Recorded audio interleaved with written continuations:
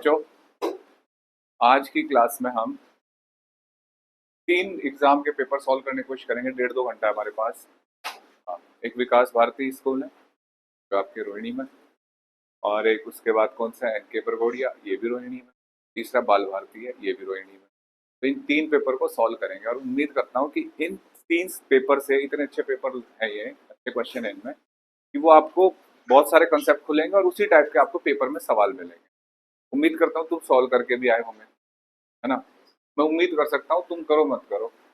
तो अब ये पेपर सॉल्व करना शुरू करते हैं और जो मुझे बढ़िया सवाल लगे केवल उनको डिस्कस करूंगा, पूरा पेपर सॉल्व नहीं करूंगा मैं। ऐसे सवाल की identify the pair which have the same dimension, अगर ये सवाल नहीं कर सकते तो साइंस लेने का हक नहीं है। अब एक सवाल यहाँ है, देखो ये इस तरीके का ये सवाल है। ऐसे सवाल कितनों को करना आता है और कितनों को नहीं, कितनों को नहीं आता वो बताओ। पहले विकास भारती शुरू कर रहे हैं, ज्यादा डिमांड इस पेपर की है। अगली क्लास में डीपीएस, केवी, एसकेवी, ये वाले पेपर, ठीक है। बताओ ये वाला सवाल सबको आता है, और जिसको नहीं आता एकदम बोल दो ऑनलाइन वालों, माइक ऑन करके। ये आएगा पक्का पेपर में। कौन से टॉपिक का सवाल होता है ये? आर्यन, इतनी जल्दी जागोगे बेटा?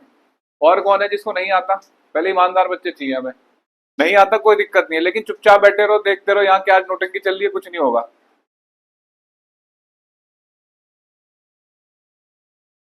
ये टॉपिक होता है प्रिंसिपल ऑफ होमोजेनिटी का। और ओए मास्टर जी तुम चुप रहो, इसे मैं पढ़ा दूंगा, अपने फोकस करो। 2 घंटे क्लास है, 3 पेपर सॉल्व करने हैं, थोड़ा शांत रहना, जो पूछा जाए उतना बोलना है। ये force A root x plus B T square, ये टॉपिक होता है प्रिंसिपल ऑफ होमोजेनिटी का क्वेश्चन होता है। और प्रिंसिपल ऑफ होमोजेनिटी कहता है कि जितने भी टर्म है उन सब की यूनिट सेम होनी चाहिए, उनके डायमेंशन फॉर्मूले सेम होने चाहिए। ये प्रिंसिपल ऑफ होमोजेनिटी है। जब भी ऐसा क्वेश्चन आए क्या करना है,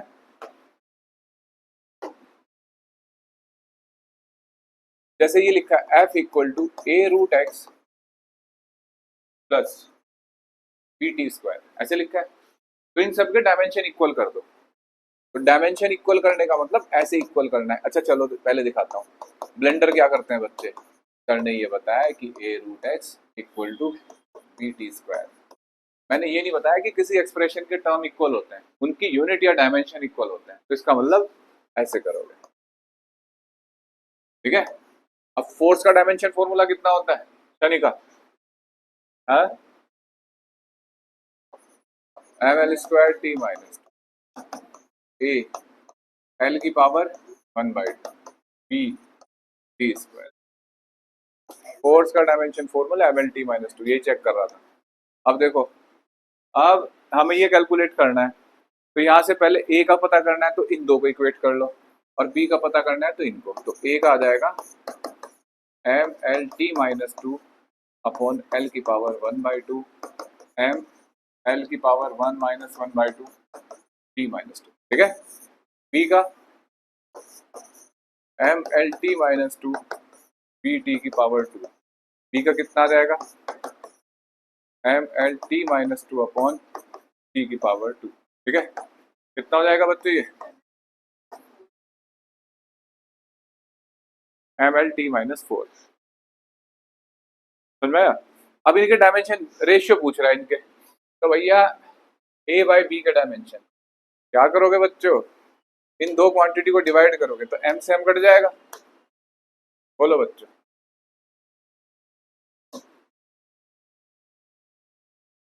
तो भैया एम से एम कट जाएगा ऐसे, और एल की पावर कितना था इसका? -1/2, -1/2 एल -1 टी की पावर -2 + 4 जाएगा ना। तो एल की पावर माइनस, हाँ ये डिवाइड करके ऊपर जाएगा ना। अच्छा +1/2 था, तो कितना हो जाएगा ये? -1/2 एल की पावर, और टी की पावर 2 है कोई ऑप्शन? ये रहा बी ऑप्शन, ठीक है। अब angular speed of a fly wheel making 240 revolution पर मिनट, ये ऐसे सवाल की बात नहीं है यहाँ, ठीक है। जैसे एक सवाल ये होते हैं, पोजीशन से वेलोसिटी और वेलोसिटी से एक्सेलरेशन, ठीक है। अगर पोजीशन से वेलोसिटी पता करनी हो तो डिफरेंशिएशन, वेलोसिटी से एक्सेलरेशन डिफरेंशिएशन, इधर इंटीग्रेशन, ठीक है। ये सवाल पूछ लिया कि x equal to A T square minus B T cube, acceleration पूछा है किसी टाइम पे, जब जीरो हो जाए वो टाइम बताओ।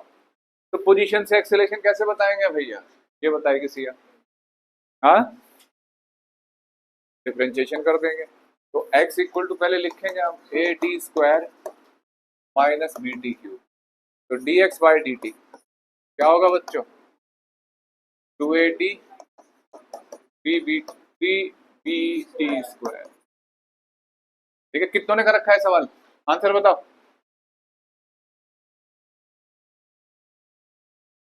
लक्ष्य सिंगला, बताना बेटा, ध्रुव सिंगला, बताना आंसर, ऑनलाइन वाले भाई साहब।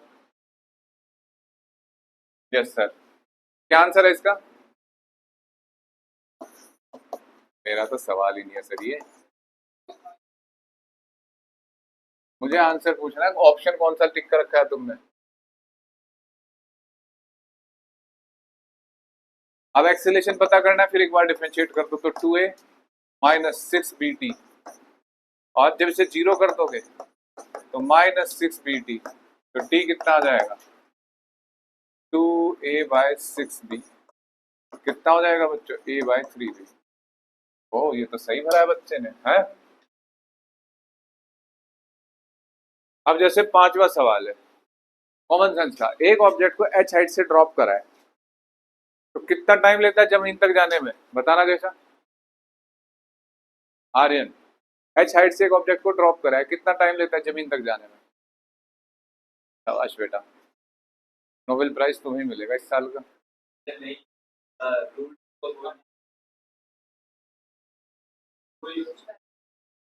अंडर रूट 2h/g, ठीक है। तो अंडर रूट 2h/g क्या मास से कोई लेना देना होता है, नहीं, मास के इंडिपेंडेंट होता है। अब ये सवाल ना रेशियो के होते हैं, ऑब्जेक्टिव में 15 ऑब्जेक्टिव में 4 से 5 सवाल रेशियो के मिलते हैं अलग अलग चैप्टर्स से। अगर आपसे रेशियो भी नहीं हो पाता ना तो कोई बात नहीं, फिर तो हाफ ईयरली आ ही रहा है, तो कर लोगे ना इसको, दो अलग अलग हाइट से फेंके, चलो 3/4 या 4/2 कुछ ऐसा आएगा। अब ये खानदानी सवाल है बच्चों वेक्टर का, ये पक्का मिलेगा 4 जब भी कोई दो वेक्टर परपेंडिकुलर होते हैं तो क्या स्पेशल होता है, तुम्हारे बीच में डॉक्टर श्रेष्ठ बवाना से, बताओ भाई श्रेष्ठ, जब दो वेक्टर परपेंडिकुलर होते हैं तो क्या स्पेशल बात होती है, उनका डॉट प्रोडक्ट जीरो होता है। तो भैया डॉट प्रोडक्ट जीरो होता है, आप कितनों को ये सवाल नहीं आता, जल्दी से बोल देगा तो माइक ऑन करके, ऑनलाइन है तो, और किसको नहीं आता यहाँ बैठे हुए को, डॉट प्रोडक्ट जीरो करना है, और डॉट प्रोडक्ट जीरो करोगे तो सीधा आंसर आ जाएगा एम, ठीक है। चलो इस तरीके के सवाल बड़े अच्छे हैं। ये 7th क्वेश्चन, ये बढ़िया सीखने लायक है। ये एक मंकी है, आंसर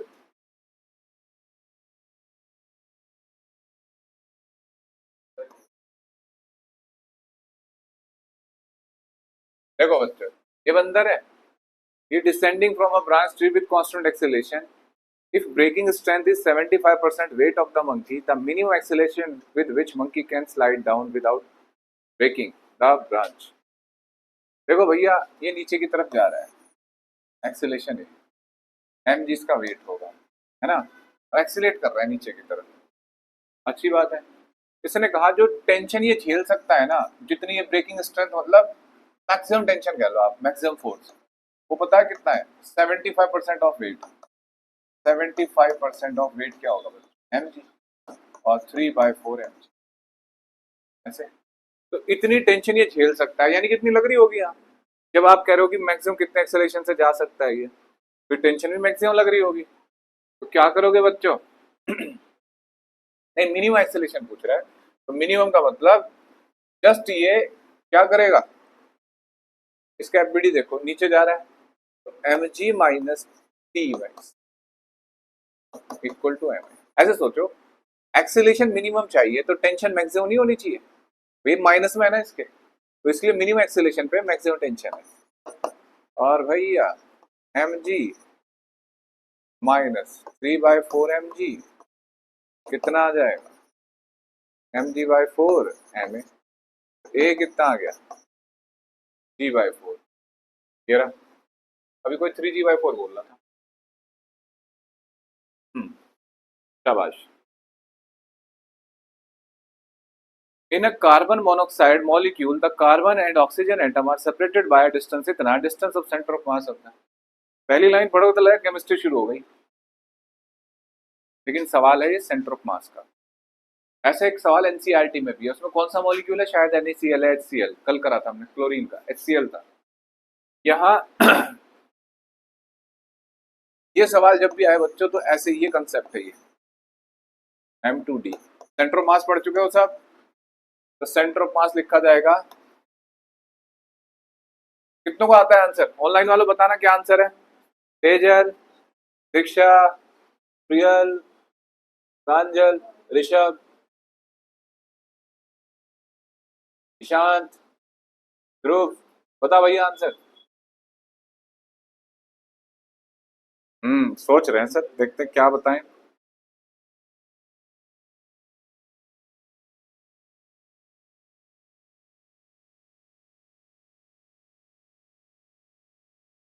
लक्ष्य शर्मा माउंट आबू स्कूल वाले, बताओ सर। हाँ नहीं आता। हाँ क्वेश्चन लो सर, क्लियर देखो, अब दिख पा रहा है।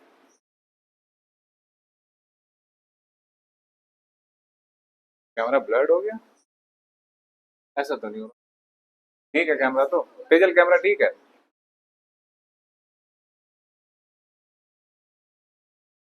आप देखो भैया क्या सिखाया था, ये x1, ये x2, x1 आया था m2d/m1+m2 आया था नहीं। आज ये कार्बन मोनोऑक्साइड की बात चल रही है, इधर कार्बन है इधर ऑक्सीजन है, तो कार्बन वार्बन के इनके मास पता है क्या क्या होते हैं बच्चों। कार्बन का एटॉमिक नंबर कितना होता है 6 और एटॉमिक मास 12, और ऑक्सीजन का ऑक्सीजन एटम का एटॉमिक मास ना। तो देखो इसका मतलब इसको हम मान लेते हैं 12 m एक यूनिट मान लेते हैं, ठीक है। और इसका कितना हो जाएगा, ये ऑक्सीजन है तो 16। और भैया यहाँ रखो पहले, सेंटर ऑफ मास कौन से पूछ रहा है, कार्बन से पूछ रहा है, यानी कि x1 ही पूछ रहा है, तो m2 16m। सेपरेशन कितनी दिखा रखी है 1.2 एंगस्ट्रॉम अपॉन 12 + 16, m कॉमन ले लो 16, और नीचे क्या हो गया ये 28, 1.2 एंगस्ट्रॉम। है किसी के पास मैथ जो डिवाइड कर दे, 4/7 1.2, 12 चौक 48/7 0.68, यानी कि कौन सी वैल्यू आ जाएगी ये, ठीक है। ये भी जान नहीं सकते। 10वां सवाल, ये फिक्स सवाल है जो आने हैं तुम्हारे पे। 10वां सवाल देखो, हर पेपर कोई भी स्कूल का बच्चा हो आज इसकी क्लास में, कोई भी हो भैया, पेपर में यही आते हैं। तुम 10-15 पेपर करोगे ना, जैसे हाफ शीट लिखे, तुम्हें खुद समझ में आ जाएगा यार ये तो यही सवाल है, यही घुमाए फिराए जा रहे हैं, हमारा बेवकूफ बनाया जा रहा है। तो लेकिन करने पड़ेंगे, देखने से कुछ नहीं होगा। इसका आंसर क्या आ रहा है, कितने लोग हैं जिनको ये सवाल करना आता है इस टाइप का और कितने ऐसे हैं जिनको नहीं आता। ये सर नो बोलो ऑनलाइन वालों में, यहाँ बैठ के ना देखूं कि भाई क्या लिख रहा है मैसेज में कोई। शाबाश। ऑनलाइन में सबको ये सवाल आता है, इसका मतलब ये है ना भाई, ऑनलाइन वाले ज्यादा जीनियस होते हैं, तभी तो हो रहा है डिजिटल इंडिया। और ऑफलाइन वालों के चेहरे कुछ श्रेष्ठ। बाबू बताना जरा, आता है सवाल, कैसे शुरू करते हैं इस सवाल को। क्या करना होता है जब भी ऐसा सवाल आए कि ये यार फंडामेंटल क्वांटिटी है, कोई नई क्वांटिटी को फंडामेंटल बोल देता है और किसी नई क्वांटिटी का बारे में पूछता है कि इसके टर्म में बताओ, तो क्या करना है बच्चों, फोर्स है, जैसे फोर्स के बारे में बोल रहा है तो ये तीन हो गई फंडामेंटल, तो इनके अकॉर्डिंग बताना है। तो भैया force is directly proportional to P की पावर एक्स, ए की पावर वाई और टी की पावर जेड। ठीक है, ऐसे करते हैं। मतलब ये सवाल ना हो ना तो इंसल्ट तुम्हारी नहीं है बेटा, टीचर की जो तुम्हें कोचिंग करा रहा है, पढ़ाया नहीं होगा। अब क्या करो, दोनों तरफ डायमेंशन लो। अब फोर्स का डायमेंशन कौन बताएगा? M L T minus two, momentum का M L T minus X L square Y T की पावर जेड। ठीक है, देखना बच्चों। अब कंपेयर कर लो एक्स वाई जेड। ठीक, आ जाओ बच्चों क्वेश्चन नंबर 11 पे। एक्स वाई जेड जब सॉल्व कर लेते हैं वो यहाँ रख देते हैं और ये कांस्टेंट होता है, इसको हटा देते हैं क्योंकि कांस्टेंट का डायमेंशन नहीं होता है। भैया कैलकुलेशन थोड़ी तुम्हें भी करनी है। ये बहुत रिपीटेड सवाल है बच्चों, एनसीईआरटी का ही सवाल है ये। ठीक है, आज हम इसे कर लेते हैं। The bob of a pendulum is released from the horizontal position if the शाबाश, कर रखा है, दिखाओ। ऐसे बच्चों की जरूरत है। शाबाश, कार्तिक का नाम आज हो जाएगा hero of the class. The bob of a pendulum is released from a horizontal position if the length of pendulum is इतना, if the speed by which bob arrived the lowest point, मतलब बतानी है, given that it is dissipated 5% of its initial energy against air resistance। देखो बच्चों, इस question को थोड़ी सरलता से करना है। हमें पता है कि जब पेंडुलम यहाँ आता है तो उसकी जो पोटेंशियल एनर्जी है, ग्रेविटेशन पोटेंशियल एनर्जी, वो किस में कन्वर्ट होती है? सारी की सारी काइनेटिक एनर्जी में। पता है ना बात, कॉमन सेंस का सवाल है। मैंने कई कई बार बता रखा है कि जब भी सर्कुलर मोशन वर्टिकल प्लेन दिखाई दे ना, तो ही कंसेप्ट लगाएंगे। पहला कंजर्वेशन ऑफ मैकेनिकल एनर्जी और दूसरा हो सकता है सेंट्रीपिटल फोर्स का। तीसरी बात नहीं होती कोई भी। अब ये तो पेंडुलम सर्कुलर मोशन ही नहीं होता ना वर्टिकल प्लेन, देख लो यहाँ से गिरेगा, ऐसे गिरेगा। तो अब सवाल ये है कि सारी पोटेंशियल एनर्जी काइनेटिक एनर्जी में कन्वर्ट होगी, तो देखना जरा। अब तो सारी होनी चाहिए थी, लेकिन उसकी 5% क्या हो गई बच्चों? लॉस हो गई। तो यानी कि अगर हमारे पास जैसे पेंडुलम है यहाँ है, ठीक है, इसको यहाँ तक आना था, तो एल हाइट है ये, तो इसकी जो पोटेंशियल एनर्जी है M G L equal to half M V square लिखना था कंजर्वेशन ऑफ मैकेनिकल एनर्जी से, है ना। लेकिन उस सारी नहीं कन्वर्ट हो पाई, उसका कुछ परसेंट 5% लॉस भी हो गया, तो जो बची वो तो सारी हो जाएगी ना। ऐसे लिखना है, क्योंकि यहाँ अगर मैं ऐसे लिख दूं ना कंजर्वेशन ऑफ मैकेनिकल एनर्जी लगाओ, तुम एकदम सवाल उठाओगे, सर यहाँ तो फ्रिक्शन आ गया, रेजिस्टेंस आ गया, सर आप क्यों अप्लाई कर रहे हो? तो यहाँ थोड़ा सा समझदारी से सवाल करना है ये, कि यहाँ कंजर्वेशन ऑफ मैकेनिकल एनर्जी लगाएंगे, लेकिन पहले वो एनर्जी हटाएंगे। टोटल नहीं लिख सकते, यहाँ की पोटेंशियल एनर्जी नहीं है ये बची हुई ये पोटेंशियल एनर्जी है जो कन्वर्ट होगी काइनेटिक एनर्जी में। थोड़ा लॉजिकली सोचना है इस सवाल को। क्या सोचा, क्वेश्चन को फ्रेम करना सीखो कि ये पोटेंशियल अगर ये सीधा आ रहा होता तो मैं कंजर्वेशन ऑफ मैकेनिकल एनर्जी लिखता U initial plus K initial equal to U final plus K final. लेकिन यहाँ एकदम एयर रेजिस्टेंस आ गया और मैंने एकदम रोका था कि जब भी एयर रेजिस्टेंस फ्रिक्शन दिख जाए तो कंजर्वेशन ऑफ मैकेनिकल एनर्जी का इस्तेमाल मत करना, क्योंकि यहाँ डिसिपेटेड फोर्स आ गए। तो डिसिपेटेड फोर्स आ गए तो हम ऐसे डायरेक्ट टर्म नहीं लिखेंगे, लेकिन हमें इतना पता है कि यार अगर एयर ना होती तो सारी पोटेंशियल एनर्जी काइनेटिक एनर्जी में कन्वर्ट होती।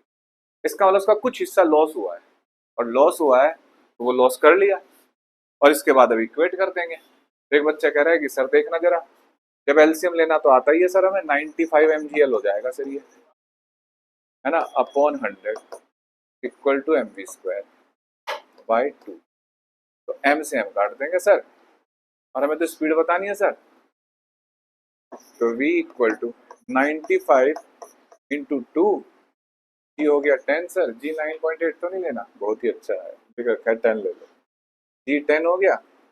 लेंथ कितनी है पेंडुलम की बच्चों? 1.5, वी स्क्वायर है, और भैया 100 है। ठीक है, एक जीरो यहाँ से उड़ा दो भैया, ठीक, और 1.5। अरे 5 नहीं बनाया करते कभी भी काट के, 10 ऊपर चला जाए डेसिमल, कभी 10 वैन के साथ पंगे नहीं लिया करते। नहीं काटना ना, तुम मल्टीप्लाई करो इनके ऊपर, ये ऊपर डेसिमल बढ़ा दे, लो 2 × 10, ये भी तो कह रहा हूँ ऐसे किया करो। 0.3, वो भी तो हो सकता था। लो क्या लिखो यहाँ,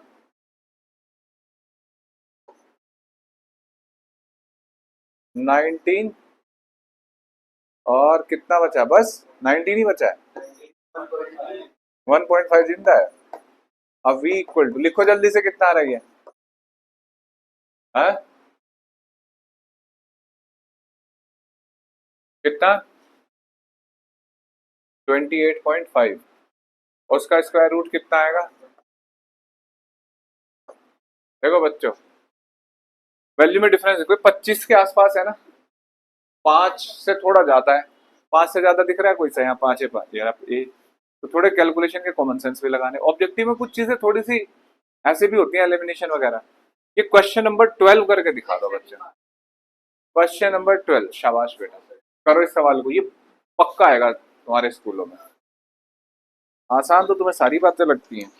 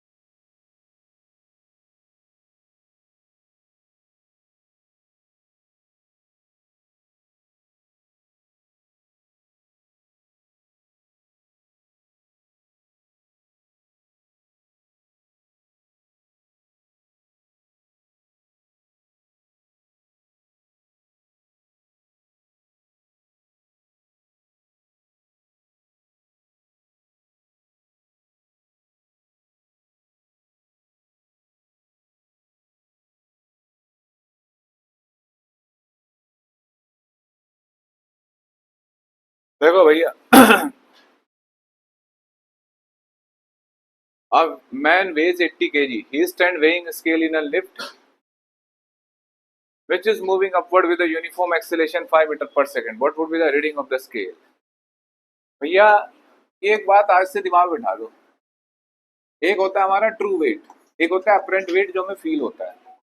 हमारा ट्रू वेट हमारे नॉर्मल रिएक्शन से होता है, और नॉर्मल रिएक्शन बदलता है तो हमें अपरेंट वेट फील होना शुरू होता है, मतलब कुछ अलग वैल्यू। अब जैसे ये ट्रू वेट होता है ऑब्जेक्ट का mg, अगर ये ऊपर जा रही है लिफ्ट तो रीडिंग हो जाएगी mg+a, और अगर नीचे आ रही होती है तो -a। ये सवाल पक्का मिलेगा तुम्हें, इस वाले में ऊपर जा रही है। अभी देखो 3 पेपर सोल्व करेंगे, हर जगह मिलेगा कुछ ना कुछ। तो मैंने 80 किलो का, जी कितना मानना है? 10 + 5, 80 × 15 कितना होता है? डी ऑप्शन, ठीक है। अब आ जाओ बच्चों इधर,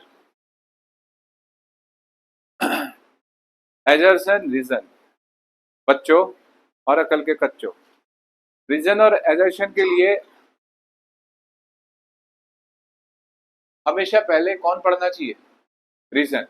सर क्यों? क्योंकि रीजन एक स्टैंडर्ड थ्योरी होता है, और वो एक ऐसी बात होती है, अक्सर हर टीचर उसे बता रहा होता है क्लास में, वो इंपॉर्टेंट लाइन होती है, डेफिनेशन होती है, तो हमेशा रीजन पढ़ते हैं। और रीजन पढ़ते हैं ना, 50-50 हो जाता है क्वेश्चन। देख लो, अगर रीजन फॉल्स है या ट्रू है, देख लो कहाँ है ये। अच्छा, इसमें तो चलो एक ही हो रहा है, अधिकतर ऐसे ऑप्शन भी हो जाते हैं, कई बार दो गलत हो जाते हैं, मतलब दो बचते हैं। तो हमेशा रीजन और रीजन पढ़ो, और फिर अगर ठीक लग रहा है तो मन में बोलो दैट्स वाई, और फिर उसको एजर्शन को पढ़ो। क्या समझाया? रीजन पढ़ना है, गलत है तो बस वहीं रुक जाओ, और अगर लिखा सही लग रहा है, तुम्हें पता लग गया, तो मन में दैट्स वाई पढ़ो और फिर एजर्शन पढ़ो, तो सीक्वेंस बनेगा क्वेश्चन का। Limiting friction is less than the static friction. हाँ, लिमिटिंग फ्रिक्शन ज्यादा होता है, सब मैक्सिमम वैल्यू होती है स्टैटिक फ्रिक्शन की, इसका मतलब गलत है। देखो यही पकड़ा गया नहीं चोर, तो ऐसे होता है, ये कोई भी पकड़ देता है इस बात को। It is difficult to start a motion then to maintain its motion, ये बात सच है। जैसे क्योंकि शुरू में हमें लिमिटिंग को तोड़ना होता है, लिमिटिंग फ्रिक्शन ज्यादा होता है, तो इसका मतलब ये बात सही है, तो ढूंढो कौन सा ऑप्शन है फिर। नहीं, सी है, A is true R is false, है ना, आपस में कोई लेन देन है नहीं इनका। अब भैया 14,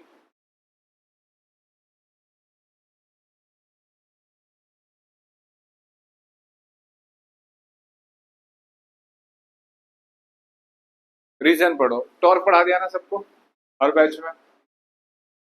अरे भैया, torque is minimum when force perpendicular to the applied at the right angle to the door, उस टाइम टॉर्क मैक्सिमम होता है। भैया जब राइट एंगल पे लगता है ना, तो ये तो मैक्सिमम होता है, तो ये गलत बात। Force is right angle to the door at outer edge will closing the opening, ये बात सही है। तो कौन ऑप्शन बचा, सी, सारे सी है इसमें। अब देखो बच्चों, रीजन में आ जाओ। If a force applied on a body displace the body along the direction of force work in be maximum, बिल्कुल सच बात है।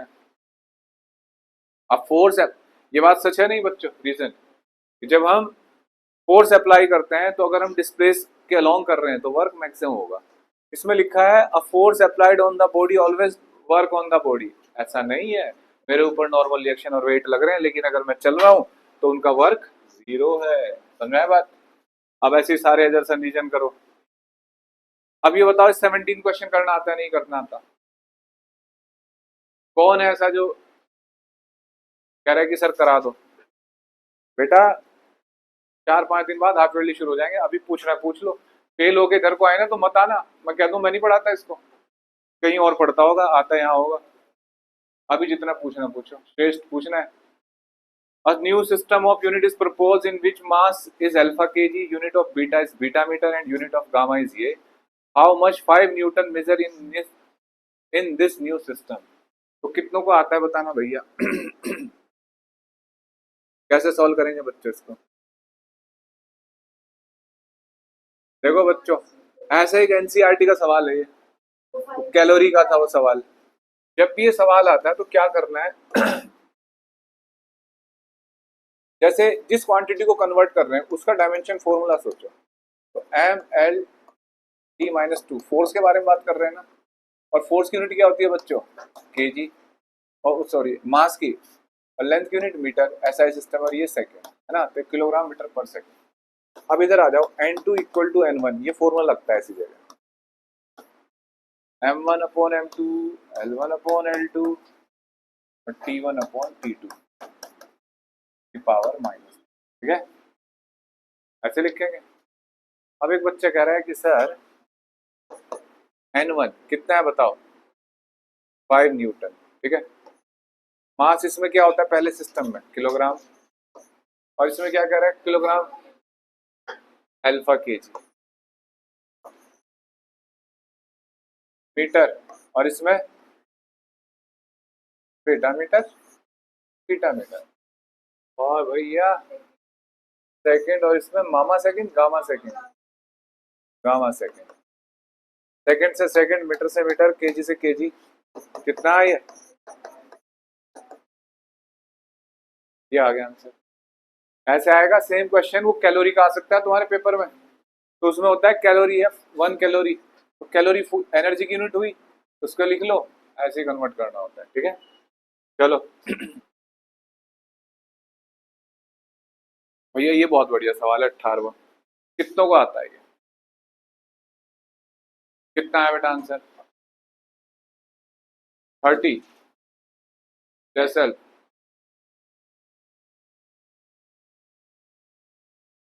कोई है ऑनलाइन में जिस बच्चे ने सॉल्व करा हो इस सवाल को?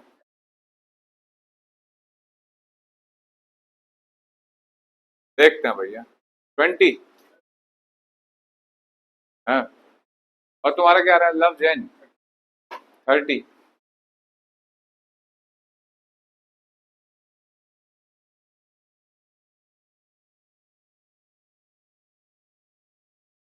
लक्षिता नहीं करा ना, मतलब तो चलो नहीं करके आए, कोई बात नहीं, तुम आए ये बड़ी बात है, ऑफलाइन आए ये बड़ी बात है। क्वेश्चन फोकस करो, ये क्वेश्चन सीख जाओ बस। आज आज के बाद तुमसे कोई सीधे हाफ ईयरली में ही पूछेगा इसको।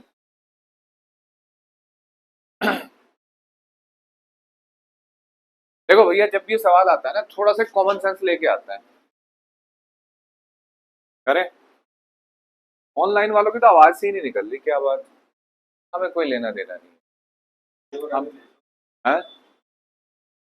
हाँ सही बात है। तुम्हारी और हमारी तो खानदानी दुश्मनी चल रही है बेटा, वो इसलिए। ये रिश्तेदार है मेरे सारे, हैं तो कुछ इसमें रिश्तेदारी भी है, दो चार से तो कर रखे हैं सबने। और क्या।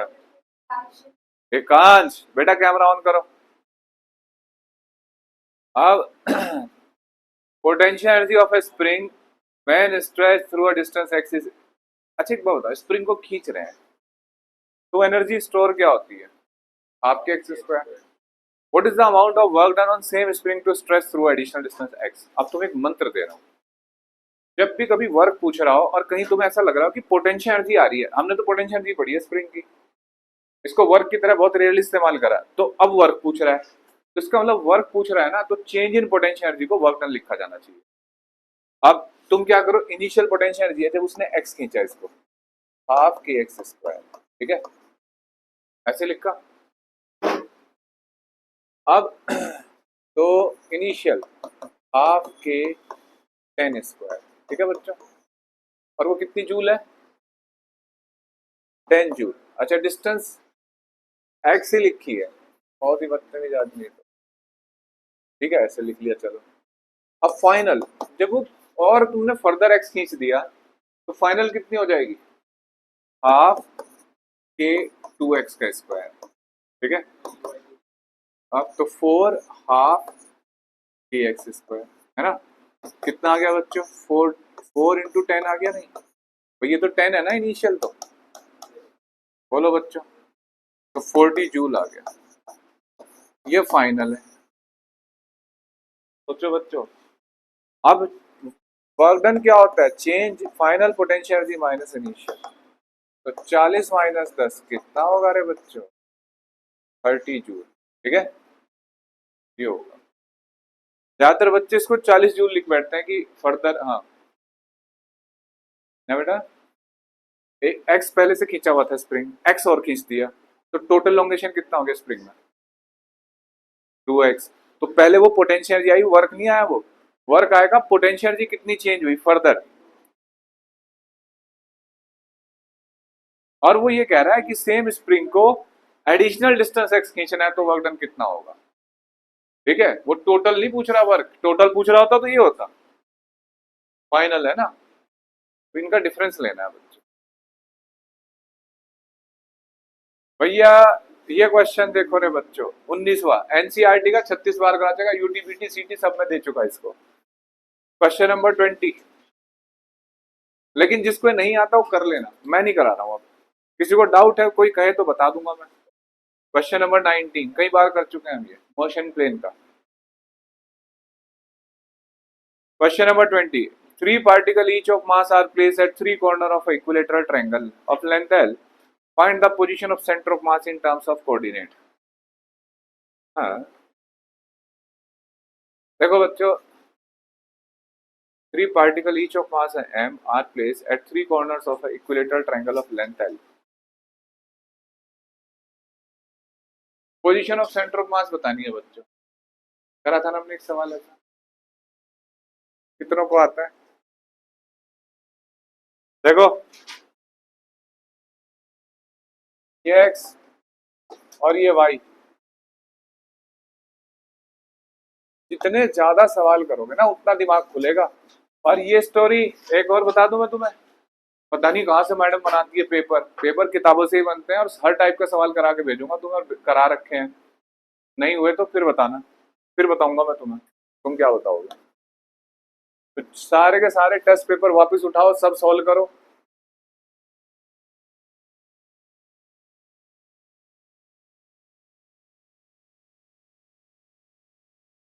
ये डायग्राम है, इसका सेंटर ऑफ मास बताना है बच्चों। बताओ जल्दी, फटाफट।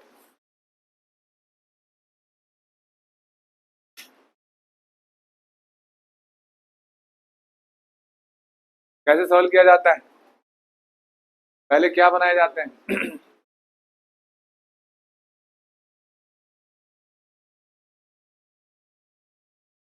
शाबाश, एकांश पढ़ रहा है भाई आज, हमेशा ही पढ़ता है सर ये तो। ये ए और ये इसके कोऑर्डिनेट क्या होंगे एकांश? ए कोमा जी, शाबाश। देखा, कैमरा खुलने के फायदे होते हैं बेटा एकांश। कैमरा खुला और तुम्हारे दिमाग के द्वार खुल गए।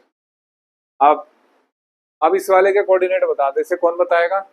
ऐसे थोड़े ये बताएगा, कोई और बच्चा भी बता सकता है। गौरी, बताना बेटा।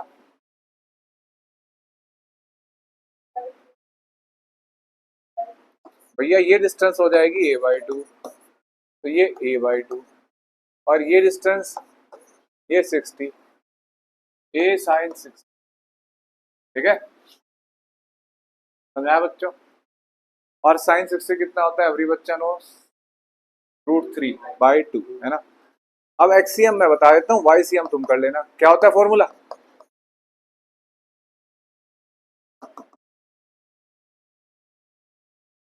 Upon total mass.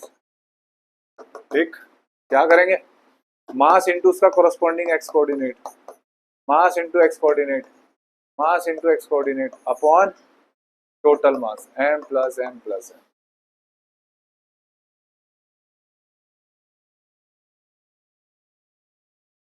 ये तो बहुत ही आसान है। हाँ,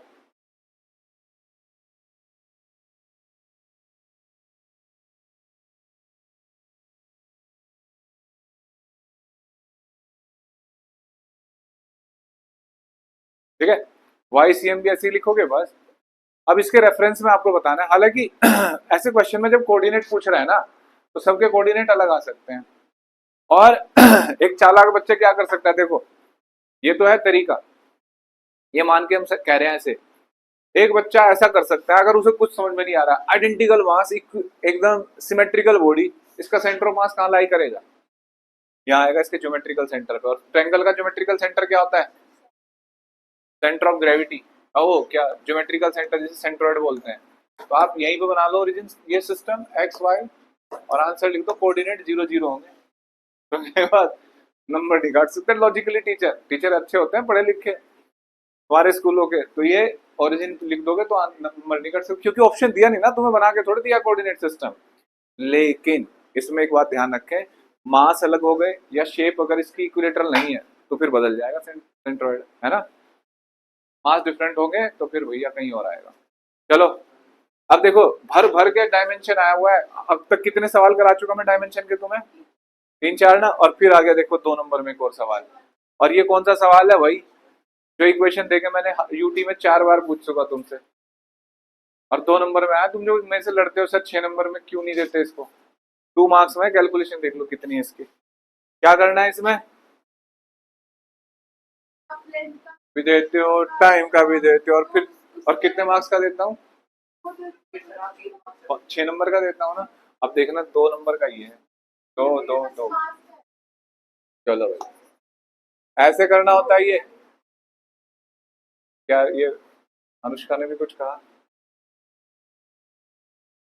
हाँ, ऐसी विद्रोही बातें करवा ले इससे बस। XYZ।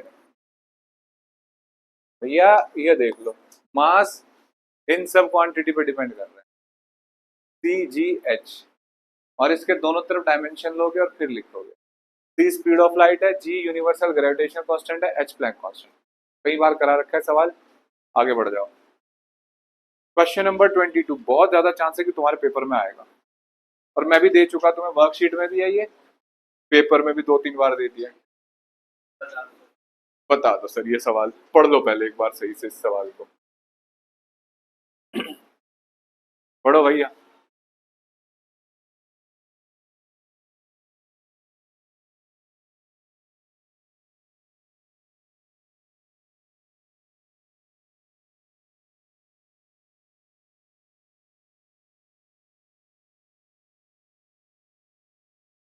पढ़ लिया?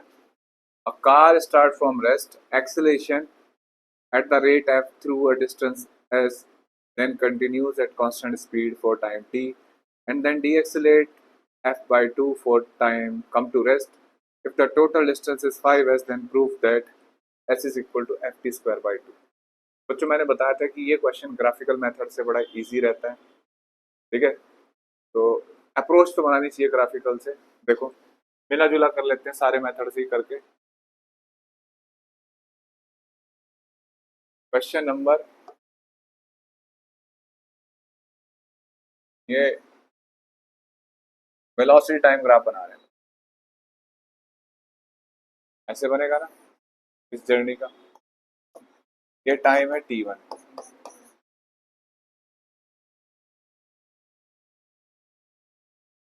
ऐसा कुछ है।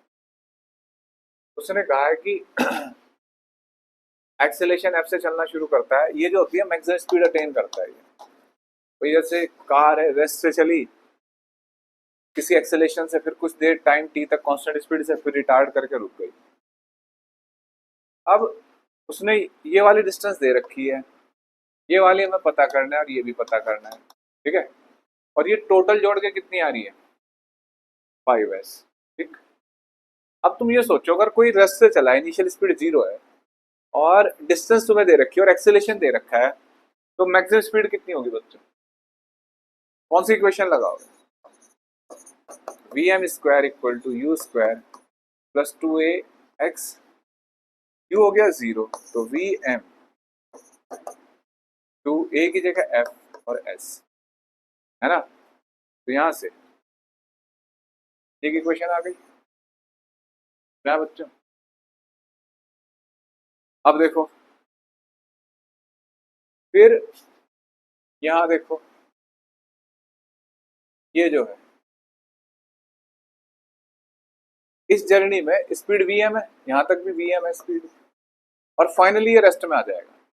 तो इस वाली जर्नी में v square equal to U square 2a x dash करेंगे हम, तो v हो जाएगा 0, वही यहाँ पे फाइनल स्पीड 0 और इनिशियल स्पीड vm ही होगी, तो vm square plus minus 2f by 2 into S dash, है ना। कितना हो जाएगा बच्चों ये S dash V M square upon F, है ना। होगा नहीं बच्चों? बोल दो। वी एम स्क्वायर कितना है 2fs अपॉन एफ, कितना आ गया बच्चों ये 2s नहीं आ गया, तो एस डैश भी आ गया, एस भी आ गया। और क्या पूछ रहा है? फोर टाइम डी एक्सेलरेट इतना। अब देखो बच्चों, अब सोचो, अब हमें टोटल डिस्टेंस दे रखी है s plus S double dash plus S dash equal to 5s, हमें s की वैल्यू पता है।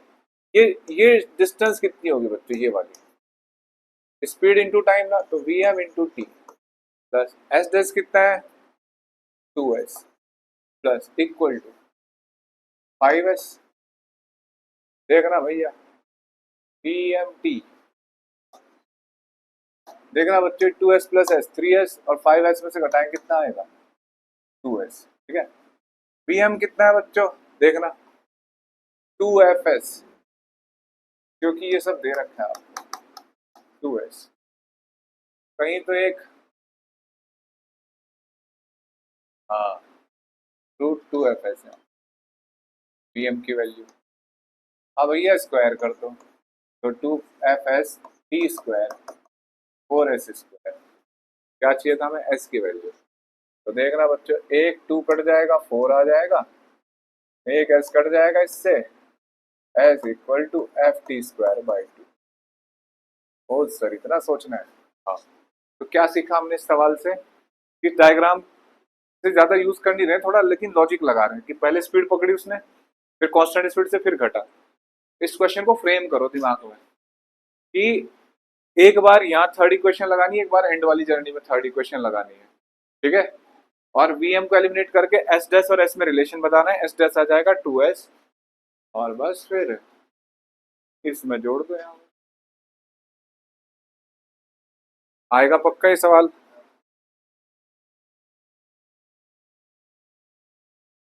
ये पेपर बहुत बढ़िया बना रखे हैं। कौन सा स्कूल है? विकास भारती। मतलब जो बच्चा इसमें 60 अबव लेके आएगा वो अच्छा बच्चा होगा 70 में से।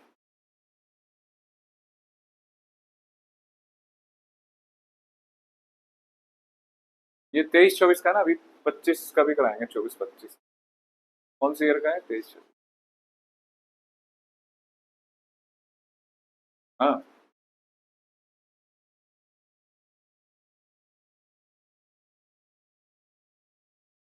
हाँ, उस पेपर से ये वाला ना, वो कौन सा एनके बोर्ड है?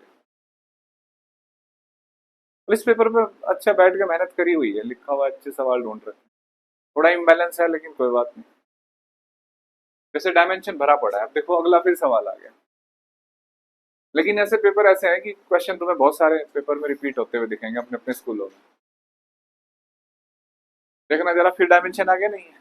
15-16 नंबर का लग रहा है तो dimension dimension. Critical velocity viscous fluid through a capillary tube depend on radius R, density rho, coefficient of viscosity eta, find the expression for critical speed. क्या करोगे? ये फॉर्मूला डिराइव करना कितनों को आता है? शाबाश। कोई ऐसा भाई बंधु है हमारे बीच में जिसको फॉर्मूला डिराइव नहीं करना आता? बोल दो बच्चों, शर्माते नहीं। हाँ, क्वेश्चन नंबर 23।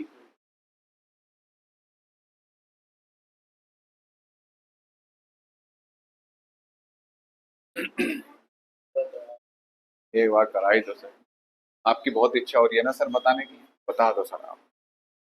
देखो भैया, जब भी कभी ऐसा फॉर्मूला आता है कि ये क्वांटिटी इस पे डिपेंड कर रही है, तो हमेशा शुरुआत होती है यहाँ से। देखो, बीसी क्रिटिकल वेलोसिटी किस पे डिपेंड कर रही है? पहले रेडियस पे, तो प्रोपोर्शनल टू आर की पावर ए मान लो। बीसी, ए बी सी लेना चाहिए क्योंकि वो एक्स वाई जेड लेते हैं ना, जेड टू जैसा हो जाता है कई बार। डेंसिटी पे डिपेंड कर रही है तो रो की power B. B C proportional to, कहाँ गया बच्चों?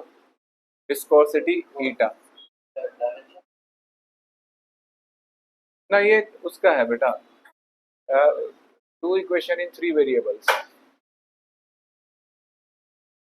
वैसे भी ये टॉपिक होता नहीं है, टू इक्वेशन 3 वेरिएबल। देखो अब इन दोनों तीनों को कंबाइंड करके क्या मिलता है?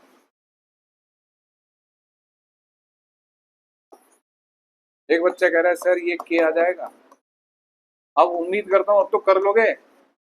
अब दोनों तरफ डायमेंशन ले लो, फिर पावर कंपेयर करो, ए बी सी आएगा इस इक्वेशन में पुट कर देना, ठीक है। क्वेश्चन कौन सा है? 25। Right an automobile moving with speed 36 kilometre पर our reaches an upward inclination road angle 30 degree. Its engine is switched off. If the coefficient of friction involved is itna, how much distance will automobile move before coming to rest? देखो बच्चों,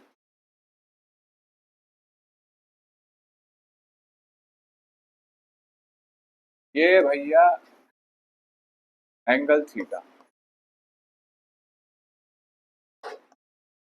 ये speed you, ठीक है।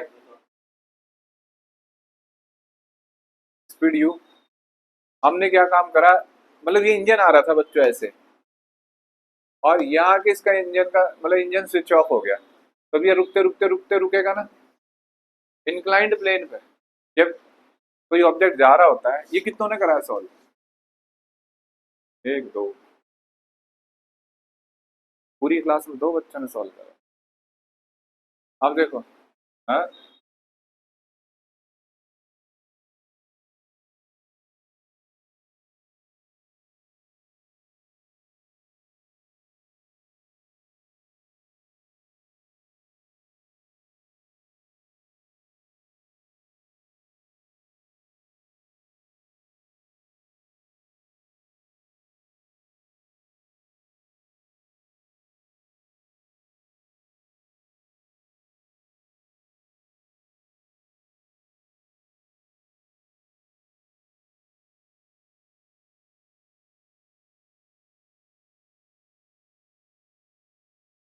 वही है।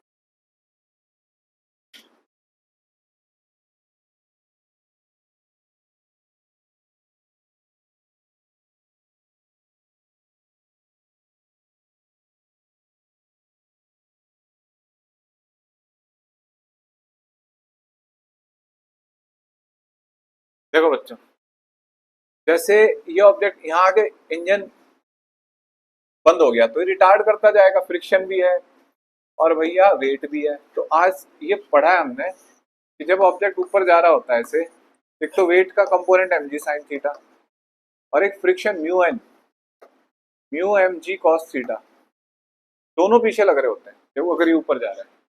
तो इनकी वजह से नेट रिटार्डेशन कितना हो जाता है, दोनों मिलकर रोकेंगे ना ये, तो रिटार्डेशन हो जाता है A equal to G sine theta plus mu G cos theta. ठीक है, ये आ जाता है एम। भैया एम कहा गया, लो पूरा क्वेश्चन पूरा कंसेप्ट ही पढ़ लो। M A equal to M G sine theta plus mu G cos theta और रिटार्डेशन का काम करेगा, ये पता लग गया। अब ये एक्सेलेरेशन रिटार्डेशन कांस्टेंट है, इसका तो न्यूटन की इक्वेशन लग जाएगी। ये यहाँ जाके रेस्ट में आ गया। हमसे डिस्टेंस पूछ रहा है या टाइम पूछ रहा है? डिस्टेंस पूछ रहा है। कौन सी इक्वेशन लगाओगे बच्चा? न्यूटन की 7वीं इक्वेशन, 10वीं या 15वीं? हाँ,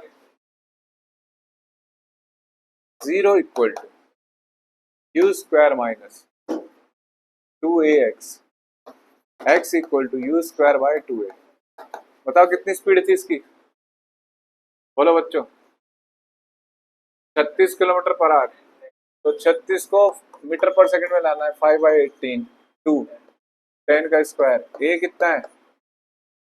जी साइन थीटा, 10 साइन थीटा कितना है बच्चों?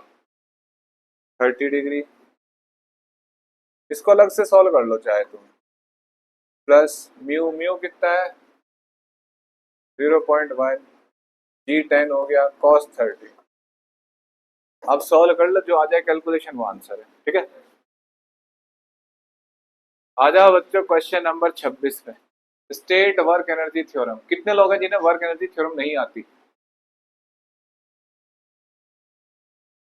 सबको आती है? हाँ, क्योंकि ये पेपर में जरूर आती है। अब सवाल देखो भैया, तो दिया तुमने पूछा था ना ये सवाल, तुम्हें ही नहीं पता बेटा, मुझे पता, पूछा था ये। हाँ, मोमेंटम का मैं क्लास में करा चुका हूँ कि मोमेंटम इतने परसेंट चेंज हुआ तो काइनेटिक एनर्जी में कितना चेंज आएगा। आज सवाल किसका है बच्चों? काइनेटिक एनर्जी चेंज कर रखी है 19%, मोमेंटम बताना है। याद आ रहा है वो सवाल तुम्हें? क्लास में कराते हैं कि पक्का आता है ये सवाल कि मोमेंटम 20% 50% चेंज करा दिया, काइनेटिक एनर्जी कितनी। अभी देखो 2-3 पेपर करें, किसी एक में लिखा मिलेगा। तो अब आज ये सवाल है? ये वाला नहीं कराया, वो करा रखा है। एक ऑब्जेक्ट का मोमेंटम 20% चेंज करा है, काइनेटिक एनर्जी चेंज कितनी होगी परसेंटेज चेंज? नहीं कराया। एमडब्ल्यू बैच है ना तुम्हारा भाई? कोई एमडब्ल्यू वाला बैच वाला है जो कह रहा है कि सर नहीं कराया सवाल?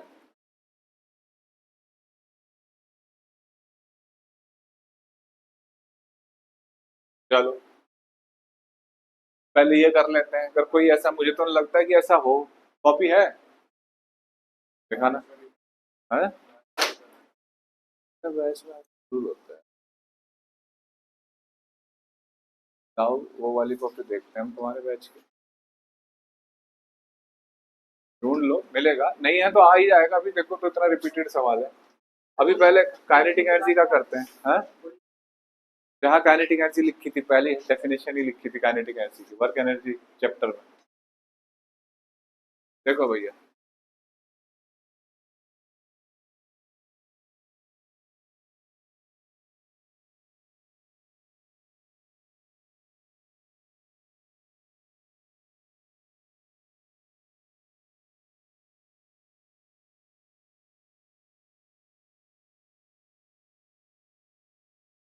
आ गया बच्चों?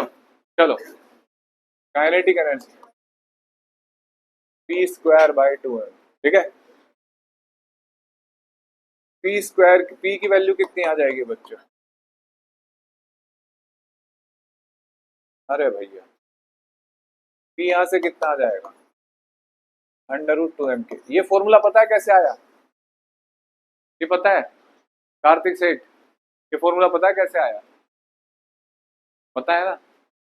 कैसे आया? हाफ एम स्क्वायर होती है काइनेटिक एनर्जी, तो ये कैसे बन गया?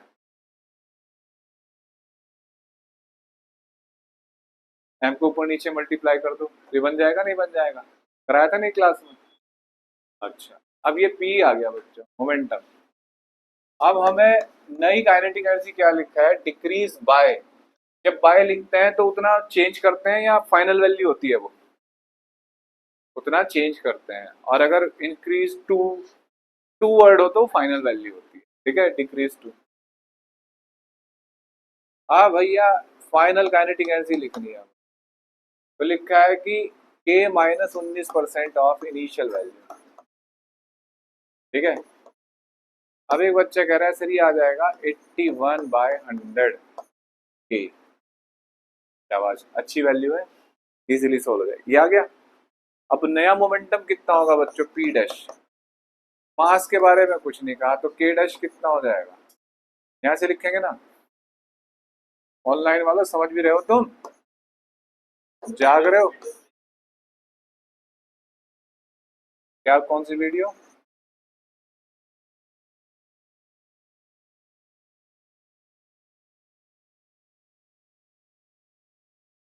हम तो इसी खुशी में 9/10 √2m के। देखो बच्चों, 2m के क्या था? Initial momentum. भैया हम तो अपना काम कर ही देंगे। मुद्दा है कि क्या तुम सीख पाओगे ये सवाल? अगर पेपर में आगे तो कर दोगे दोबारा? देखो बच्चों, percentage change P dash minus P upon P into 100। ये कौन गिर गया भैया? बेटा चोट तो नहीं? फिर ठीक है। हाँ सर, पीछे बैठ जाओ।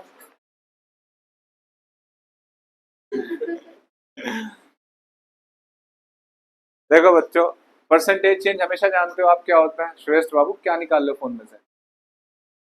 टाइम था, मेरी तो टाइम बहुत कीमती, आप तो खाली मास्टर हो।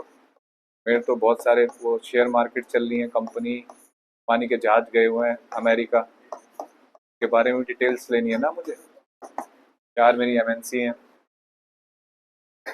पढ़ लो इसे, फोकस करो, नहीं तो जीडी गोयंका का भी पेपर बढ़िया बनता है बेटा। आने वाला पेपर वही है अगले संडे को। चलो सॉल्व करके बताओ कितना आ रहा है ये।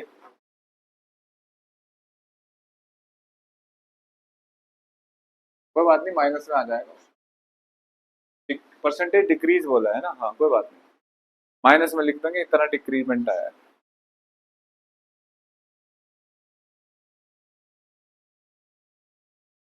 कितना? मैथ्स है बेटा। 10% आ रहा है क्या? तो -10% आ रहा है, ठीक है।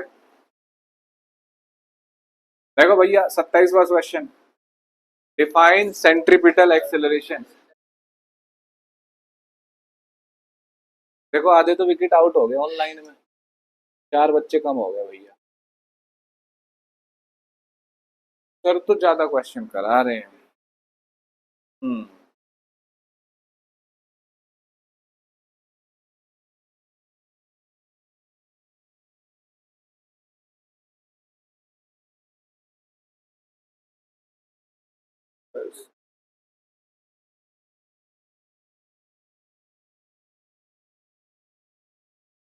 भैया सबको थोड़ा ही पास होना है, 5-7 को तो फेल भी होना है ना?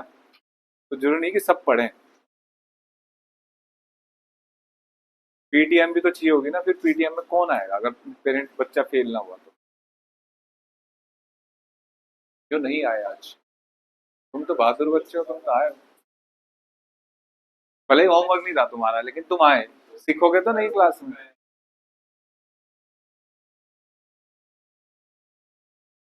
मेरा बहुत नुकसान हो गया।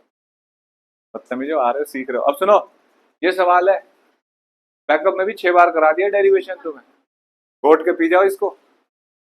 आ गया सवाल, derive relation between linear and angular velocity. An insect trapped in a circular groove of radius 12 centimeter move along the groove steadily and complete 7 revolution in 100 seconds. What is the angular speed and linear speed of the motion? भैया क्या है? ऐसे जैसे होता है ना, groove होता है, जैसे इस पे ड्रिल कर दो, ऐसे लकड़ी खोखली कर दो यहाँ से, और वो उसमें घूम रहा है, खोखली लकड़ी है ऐसे बीच में सर्कुलर मोशन कर रहा है, तो 7 रिवोल्यूशन कंप्लीट करता है 100 सेकेंड में। तो एक रिवोल्यूशन कितनी देर में करेगा? 100/7 है ना। इतना अच्छा, ये यूनिटरी मेथड नहीं लगता क्या तुमसे? ये तो आ गया। अब ये टाइम पीरियड है। अब तुमसे पूछा जा रहा है कि एंगुलर स्पीड, तो एंगुलर स्पीड क्या होती है? 2π/t कर दो। फिर लीनियर स्पीड पूछ रहा है, तो लीनियर स्पीड क्या होती है? v=ω/r। r 12 सेंटीमीटर है। समझ में आया? बड़ा प्यारा सवाल बना दिया। एक पार्टिकल 7 रिवोल्यूशन 100 सेकंड में करता है, तो उसका टाइम पीरियड पता लग गया, यूनिफॉर्म सर्कुलर मोशन है। तुम तो बहुत ही अच्छे बच्चे हो। तो ये बच्चा कह रहा है सर मैं तो फ्रीक्वेंसी बताऊंगा। ठीक है, ऐसे करके 2πf कर सकते हो। उसके लिए क्या होगा? 7/100। 100 सेकंड में 7 रिवोल्यूशन, तो एक सेकंड में कितने रिवोल्यूशन? 7/100। तो डैडी का नाम पापा है बेटा वो। ठीक है। अब क्वेश्चन नंबर 28। क्वेश्चन नंबर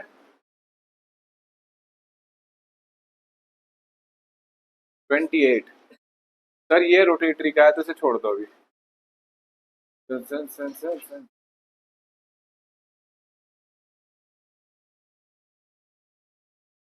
अब ये 2-3 सवाल कंजर्वेशन ऑफ एंगुलर मोमेंटम के हैं, फिर हम बाद में देखेंगे। 30 कितने रह गए? देखो बच्चों, 30। Force of friction due to the atomic इतना इतना इतना इतना इतना इतना इतना। देखो सीधे सवाल पे आते हैं, इसे तुम पढ़ो। A static friction is considered as a self-adjusting force. Why? Yes और no, पहले तो ये बताओ कि स्टैटिक फ्रिक्शन को सेल्फ एडजस्टेबल फोर्स बोला जाता है। कौन बताएगा क्यों बोला जाता है? हाँ, हमारे बीच में है जयसल।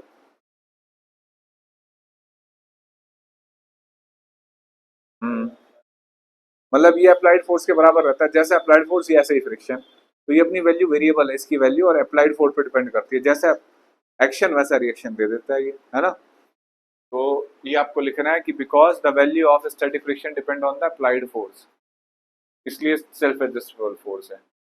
अब देखो भैया, a force of 49 Newton is just able to move a block of wood weight इतना on a rough horizontal surface.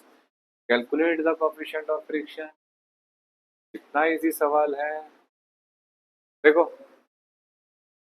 एक ऑब्जेक्ट को मिनिमम फोर्स चाहिए चलाने के लिए, और मिनिमम फोर्स कितना होगा बच्चों? ये नॉर्मल रिएक्शन, ये mg, तो म्यू एन, तो एफ। अच्छा, अगर जस्ट एफ म्यू एन के बराबर हो, ऐसे लिख देते हैं, ग्रेटर देन और इक्वल टू, तो मिनिमम फोर्स कितना हुआ?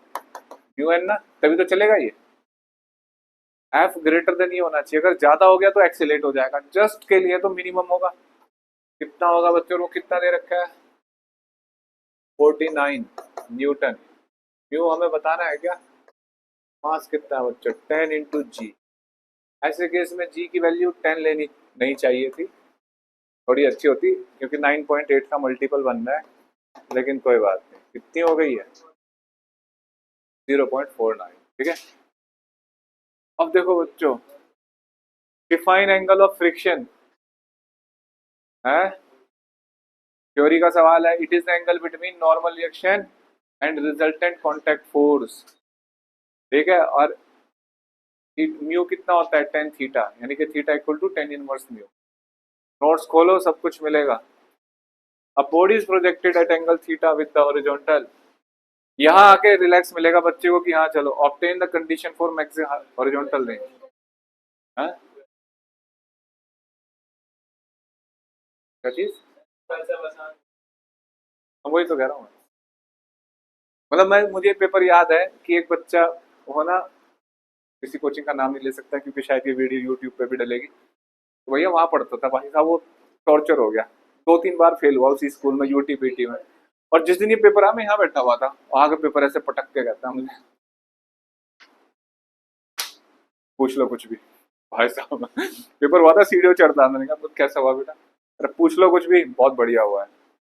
तो मुझे आज तक याद है उस पेपर का। लेकिन फिर मैंने सवाल देखे, फिर उसकी तरफ को देखा, यार सवाल शुरू के तो अच्छे हैं यार, तूने कर दिए? कह रहा हाँ सर सारे कर दिए। तो अच्छी बात है। अब देखो, अब प्रोजेक्टाइल इज प्रोजेक्टेड हॉरिजॉन्टली, ये तो सारे डेरिवेशन है भैया। ये बता दो कौन से टॉपिक का सवाल है ये, क्वेश्चन नंबर बी, क्या लगेगा इसमें?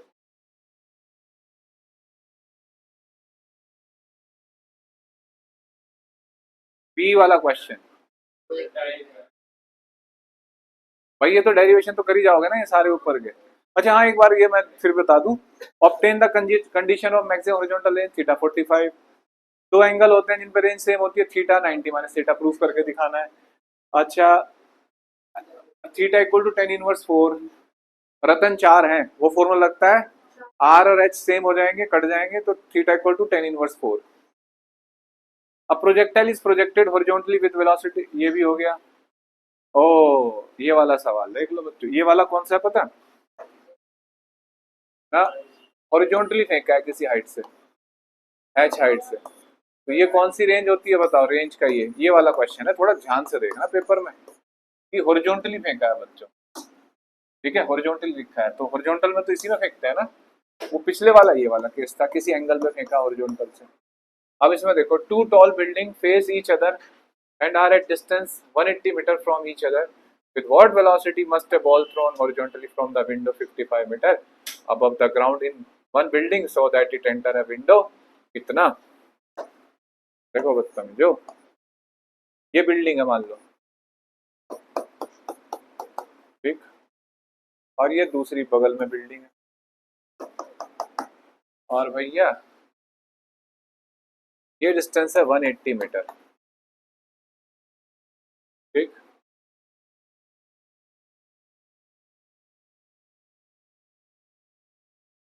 एक बॉल को, यहाँ एक विंडो है, इससे फेंका गया 55 मीटर से, ऐसे ये इसमें जाके गिरी, और ये बिल्डिंग से कितनी हाइट है, 10.9, इस विंडो में जाके एंटर कर गई। भाई सामने वाली बिल्डिंग में तुमने कोई पत्थर फेंका, जाके दूसरे के खिड़की में गिर गया जाके। अब कौन सा सवाल हुआ ये स्पीड दे रखी है, यही पूछिए शायद,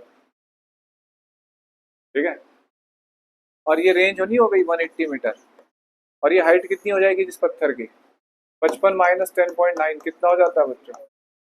हाँ,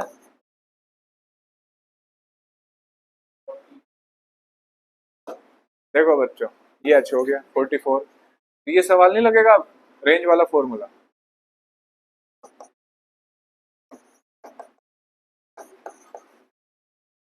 देखो आर की वैल्यू ये रही, सॉरी हाइट की, एच दे दिया तुम्हें, आर ये रहा 180 मीटर, जी 10 ले लो, सॉल्व कर लो, जी 9.8 लो, सॉल्व करो, derive relation between impulse and momentum, impulse momentum theorem है। अब बॉल, ओ भैया ये क्वेश्चन बी वाला जरूर करो,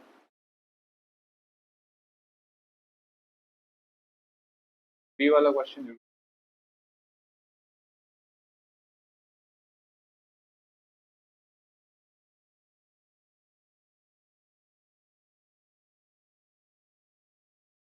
A glass ball with mass where mass is 10 ग्राम, अरे ये गलत हो, a glass ball which mass is, है ना, ऐसा होना चाहिए, चलो 10 ग्राम falls from a height 40 meter and rebound to height 10 meter, find the impulse।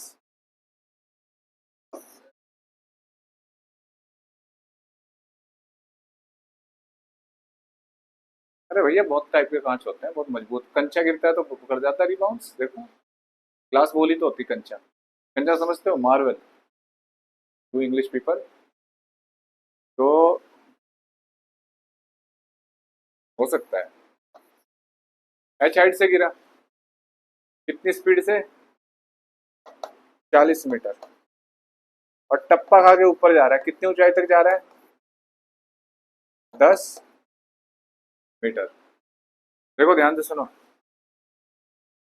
बहुत रिपीटेड सवाल भैया, ये इस बार के नीट में भी था ये ऐसा टाइप का सवाल, सुनना है बात, कहाँ गया सवाल, कहाँ गिर गया ये रिबाउंड, तो इतना, फाइंड द इम्पल्स, इम्पल्स क्या होता है बच्चों, इम्पल्स जब भी दिमाग में आए ना, बहुत सारे फॉर्मूले सोच लिया करो, impulse change in momentum, force into time, area of force time graph, ऐसे ना।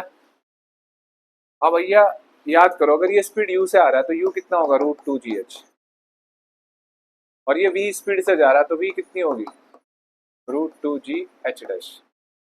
फिर ये क्या बात है, हाँ है भाई। इस बार अगर अब जाने की स्पीड नहीं पता, ऊपर से आने की स्पीड पता कर लो, यही आएगी। क्या समझ में आ रहा है सवाल? और सीख लो, ये तो तुम्हें पता है।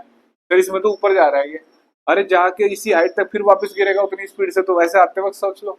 या थर्ड इक्वेशन लगा तो ये आ जाएगी। अब अब देखना चेंज इन मोमेंटम क्या होगा, पी फाइनल माइनस इनिशियल, तो minus M V minus M U. Sir minus क्यों, क्योंकि नीचे पॉजिटिव मान लिया तो ऊपर नेगेटिव। और भैया माइनस एम कॉमन ले लो, वी प्लस यू कर दो, और माइनस एम वी की जगह √2g(h') और इसकी जगह 2g(h). ये सवाल है बच्चों, बहुत बहुत कीमती सवाल है बच्चों, बढ़िया पेपर है ये। जो बच्चा ऐसे पेपर में 60 से ऊपर ले आता है बस वो बच्चा बहुत ही अच्छा। और पहले बता दिया तो मैं, इस बार जो अपनी क्लास में टॉप आएगा भैया उसको 21 रुपये नगद पुरस्कार मिलेगा। 2100, 2100। और हाँ 2100 है। कौन बालक है ये, एकांश? बेटा तुम अपनी क्लास में पहली 3 पोजीशन में से आ जाओ, तुम्हें मैं 5 नहीं 11,000 रुपये प्राइस है।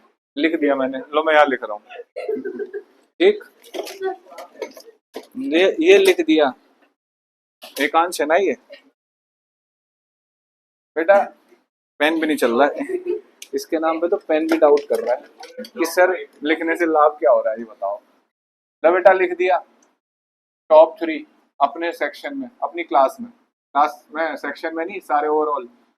और प्राइज, प्राइज जेड होता है ना, नहीं नहीं,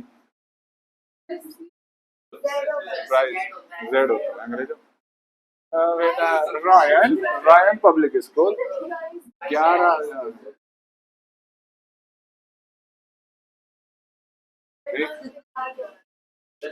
नहीं ये पुरस्कार है बेटा, प्राइज मूल्य नहीं है किसी चीज वही तो मैं समझा रहा था। तो 11,000 रुपये लिख दिए गए बेटा बोर्ड पे तुम्हारे नाम से।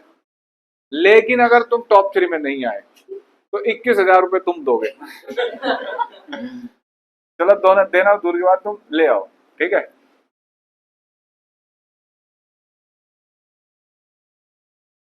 अब ये सवाल आ गया, आ जाओ बच्चों। कितने सवाल है यार इसमें, खत्म ही नहीं हो रहा है ये। अब सुनो, with the help of suitable diagram maximum speed of vehicle can safely, नहीं, a cycle is speeding at 18 kilometre पर आवर ऑन लेवल रोड। बेटा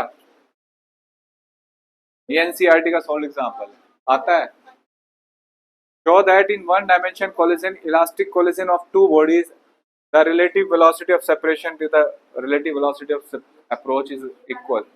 भैया कर चुके हैं हम क्लास में। क्या करना है आपको, कंजर्वेशन ऑफ लीनियर मोमेंटम करना है, कोलिजन से पहले कोलिजन के बाद, 1 वाले एक तरफ 2 वाले एक तरफ, और फिर डिवाइड, और फिर काइनेटिक एनर्जी इक्वेट करनी है, initial kinetic energy equal to final, 1 वाले एक तरफ 2 वाले एक तरफ, और डिवाइड कर दो, सीधे एक्सप्रेशन आ जाता है, ठीक है। बाकी के लिए लेक्चर्स देखें। अब इधर आ जाओ, ये रहा सवाल जो पेंडुलम वाला, ये मैंने क्लास में ही करा दिया था ना, या कोई ऐसा है जिसको नहीं आता ये एक बुलेट आएगी ऐसे, मास कितना होगा 0.012 kg, और एक बॉक्स से टकराएगी, इसका मास है 0.4 kg, इसमें धस जाएगी और ये फिर किसी स्पीड से चलेगा सिस्टम, है ना।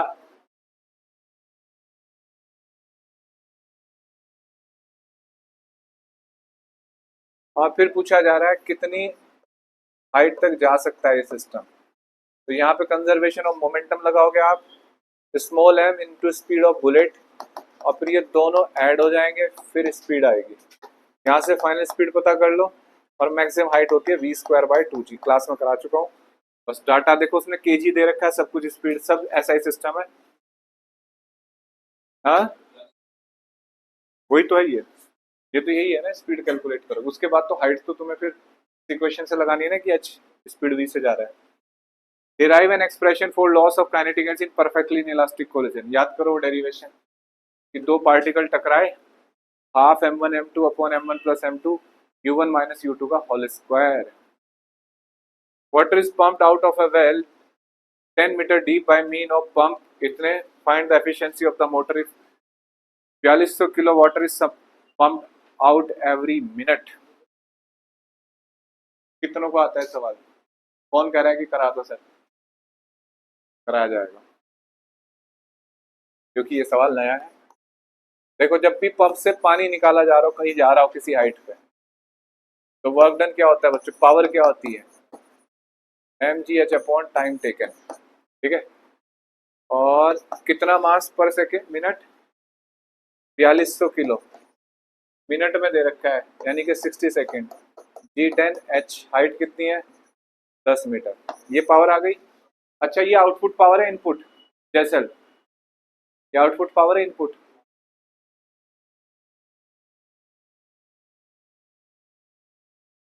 यहाँ देखो ये वाली, बदतमीज कौन सा, यही तो पढ़ रहे हैं हम यहाँ। आउटपुट है ना मोटर की, इनपुट क्या मिलती है उसे? इलेक्ट्रिसिटी। तो एफिशिएंसी पूछा है और ये आउटपुट पावर लिख लो यहीं से। इनपुट पावर क्या होगी सर? इलेक्ट्रिक पावर दे रखी है 10 किलोवाट, 10 इंटू 10 की पावर 3। एफिशिएंसी रखो, सॉल्व करो, ठीक है। समझा बच्चों? आप टाइम नहीं है, दिहाड़ी पे थोड़े आए हो।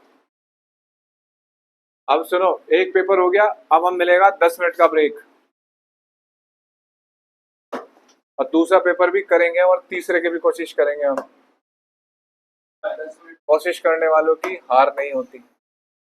चलो 15 मिनट ब्रेक ले लो, 12 मिनट ऑनलाइन वालों।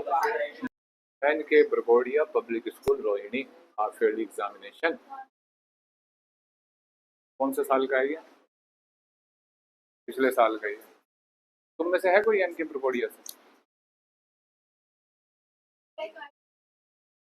बहुत बढ़िया, अच्छा स्कूल माना जाता है बेटा। देखो भैया, अब देखो देखो क्वेश्चन के फॉर्मेट देखो। चलो पहले क्वेश्चन था ना, उसमें भी पिछले पेपर में कि किन के डायमेंशन सेम है, और ऐसा ही था शायद ये भी, है ना। Dimension of h nu by c। अब देखना भैया कैसे करोगे। एक बच्चा स्मार्ट है, कहता है h न्यू तो एनर्जी होता है और c होता है स्पीड ऑफ लाइट। तो एनर्जी का कितना होता है? ml स्क्वायर t माइनस 2, और उसे lt माइनस 1 से डिवाइड करो, क्या मिलेगा? ये वाला d b। Which of the following has unit but no dimension? Efficiency देखो बच्चों, आउटपुट अपॉन इनपुट है तो भी डायमेंशन लेस है। रेनॉल्ड नंबर एक नंबर है, नहीं उसने ऐसे बोला है बच्चों, has unit but no dimension. Number की तो कोई यूनिट नहीं होती, एफिशिएंसी की भी कोई यूनिट नहीं होती। एंगल है देखो, यूनिट है लेकिन डायमेंशन नहीं है। यूनिट क्या होती है? Radian, degree, minute, second. ओह क्या सवाल है।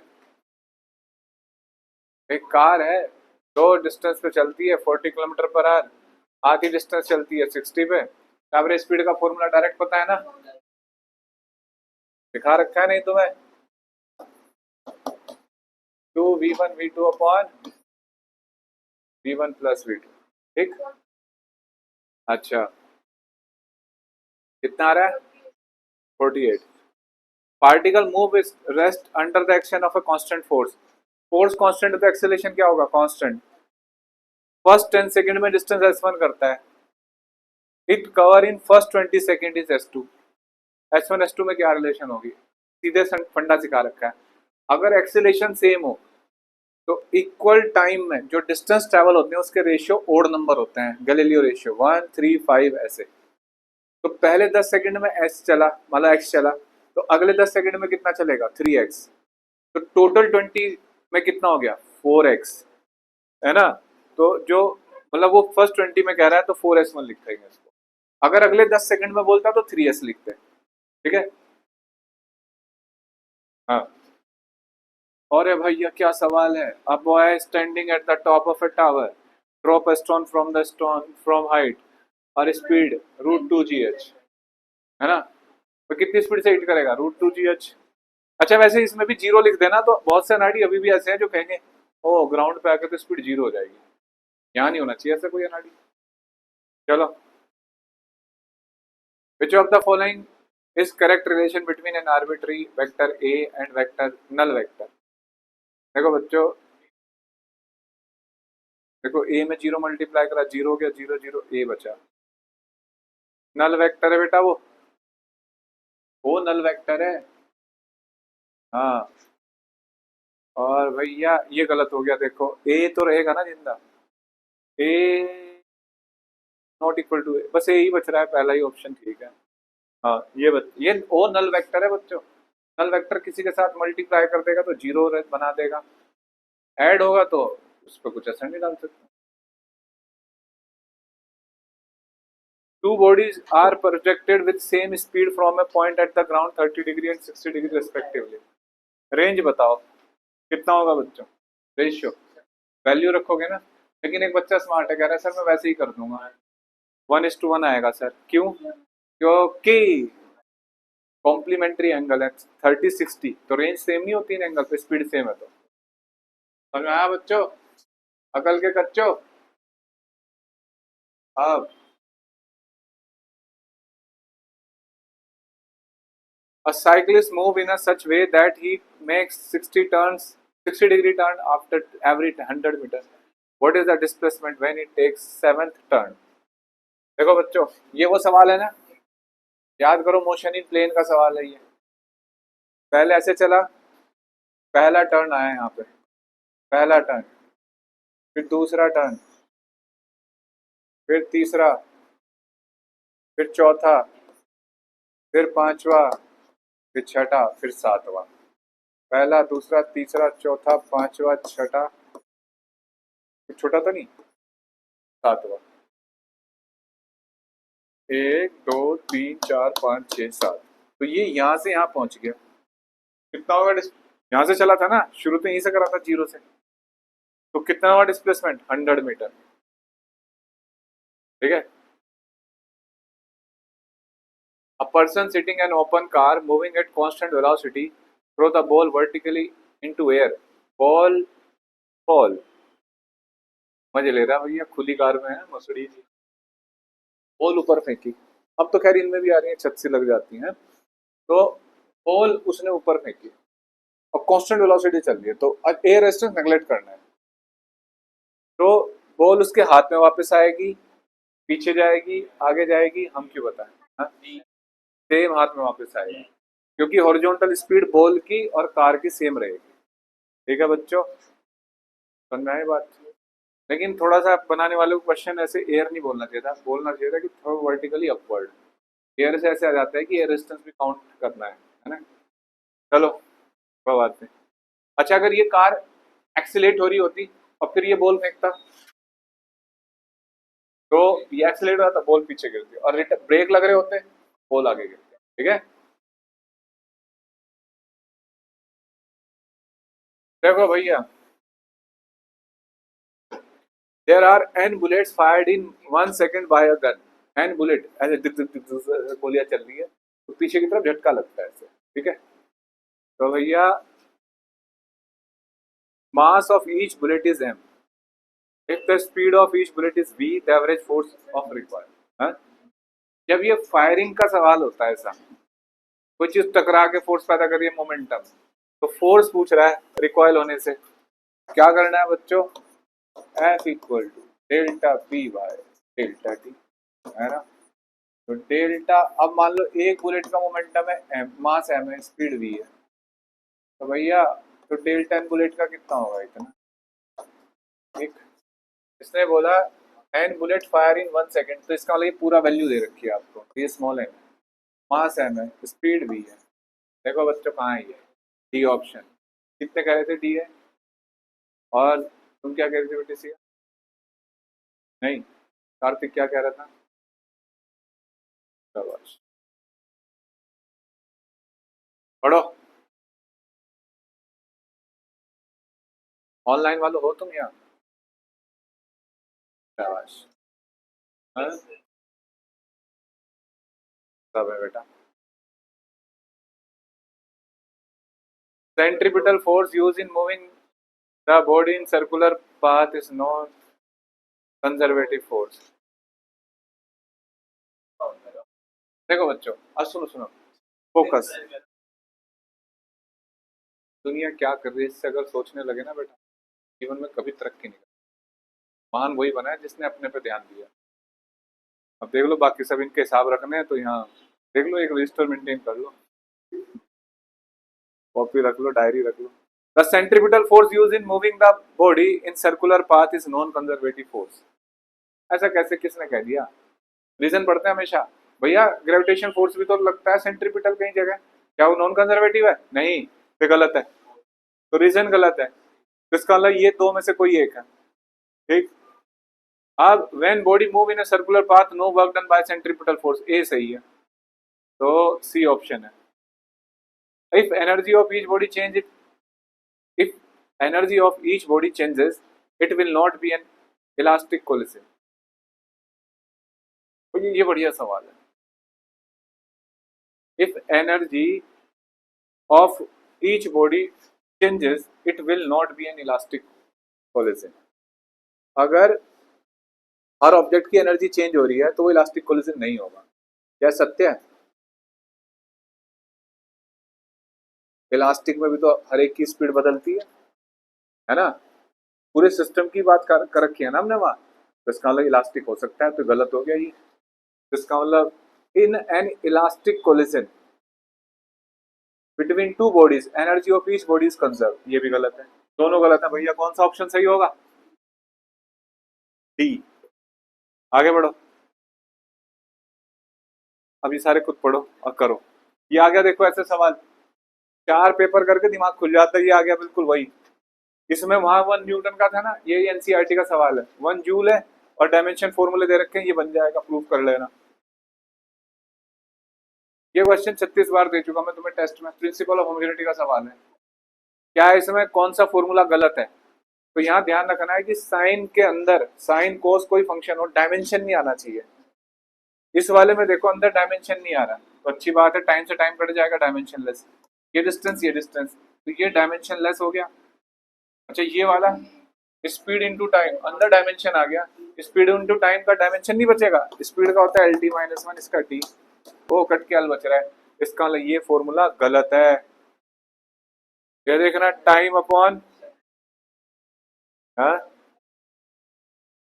ये करेक्ट था, ये इनकरेक्ट था, इसमें भी टाइम अप आ रहा है, इसमें ये करेक्ट है। तो कौन से दो करेक्ट हैं? पहला और चौथा, और दूसरा तीसरा गलत है। तो उन्होंने लिखा है, इसमें थोड़ा लिख नहीं पाए ये, फिर बाद में लिखवाया शायद टीचर ने क्लास में आके। योशिना का मैडम आई और कहा कि बच्चों थोड़ा चेंज है, और भैया कोई है तो। चलो क्वेश्चन नंबर 19, बहुत खानदानी सवाल है। कितनों को आता है क्वेश्चन नंबर 19? हाँ, कौन सी क्लास? साइंस। पेपर दिखा दो कहाँ सॉल्व करके, घर जाओ अपनी क्लास में। दिखाना शेड्यूल कहाँ है केमिस्ट्री का, कहाँ पढ़ते हो? होम ट्यूशन वाले सर तो थोड़ा आगे पीछे चल जा रहे। सर कहो सर बैठो चाय पियो, तब तक आ रहा हूँ सर मैं।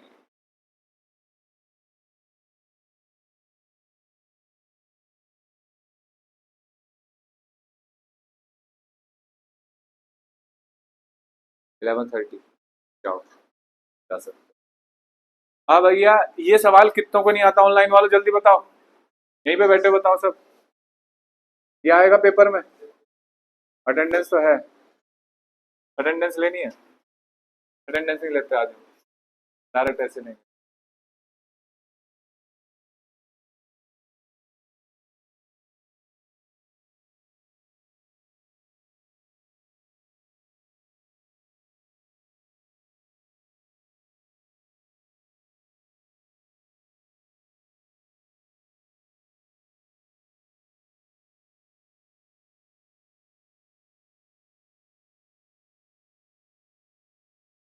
क्या बेटा, जल्दी से बताओ, कौन ऐसा बच्चा है जिसको नहीं आता?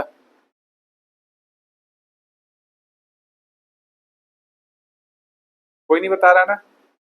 ठीक है, आता होगा भैया फिर।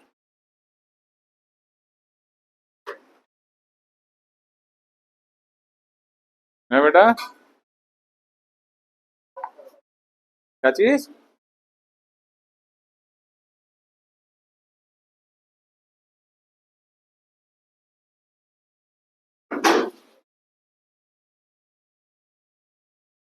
और कॉपी वहीं से ले लूंगा। देखो बच्चों, अकल के कच्चों, ये सवाल करा जाता है, ऐसे ट्रेपीजियम बनता है, ये बच्चा अच्छा है। किस बच्चे ने बताया? तो यहाँ कितना, 6 से बताना है ना, 2, तो 2 यहाँ मार्क कर लो और 6 यहाँ, ऐसे ट्रेपीजियम बनाओ। करा देता हूँ मैं, मुझे पता है कि आता किसी को नहीं है, आधे से ज्यादा को, लेकिन ना आता है। एकांश,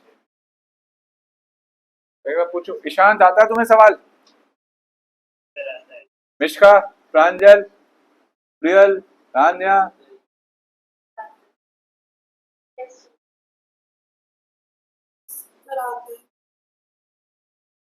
गौरी, दीक्षा, दीक्षा आता है तुम्हें सवाल?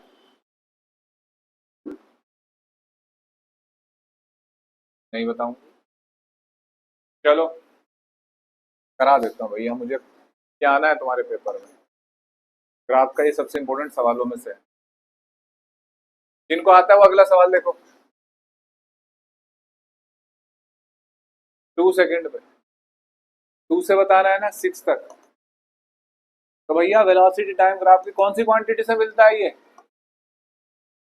वेलोसिटी टाइम से, ये के एरिया से मिलता है। अब तुम्हें ये तो पता है ट्रेपीजियम का एरिया सबको पता है, half into sum of parallel side y1 plus y2 into separation, यानी कि हाइट, है ना, half into sum of parallel side into separation. अब मुझे ये डिस्टेंस चाहिए, मान लो मैं इसका नाम y1 रख लूँ, ये थीटा। अब देखो क्या करना है, टेन थीटा इक्वल टू, ये डिस्टेंस है 2, y1/2, और ये डिस्टेंस है 12, और ये पूरा 5, तो 12/5। और इधर से भी देख लो चाहे तुम, ये एंगल भी थीटा बनेगा, सिमेट्रिकल है। ये डिस्टेंस कितनी होगी बच्चों? यहाँ 10 है, ये 4 हो गई, है ना, इसको y2 मान लो, तो टेन थीटा यहाँ से y2/4, तो y1 कितना आ गया बच्चों यहाँ से 24/5, y2 कितना है 48/5, y1 y2 आ गया। अब इस ट्रायंगल का एरिया देखो पहले, कौन से वाले का, ये समझ में आ गया, ये y1 y2 कैलकुलेट कर लिया। इस वाले का एरिया a1 है, half into sum of parallel side, sum क्या, y1 प्लस 12, तो y1 plus 12 into separation, separation होगी ये डिस्टेंस, तो ये 5 है, ये 2 है, तो ये 3 हुआ। ऐसे ये area half into sum of parallel side y2 plus 12 into separation कितना है, तो 1 मीटर होगा, ठीक है। अब ये total distance y1 plus a1 plus a2 कर देना। यस सर, समझ में आया? आ जाओ इधर, टोटल ये दोनों डिस्टेंस जोड़ दो।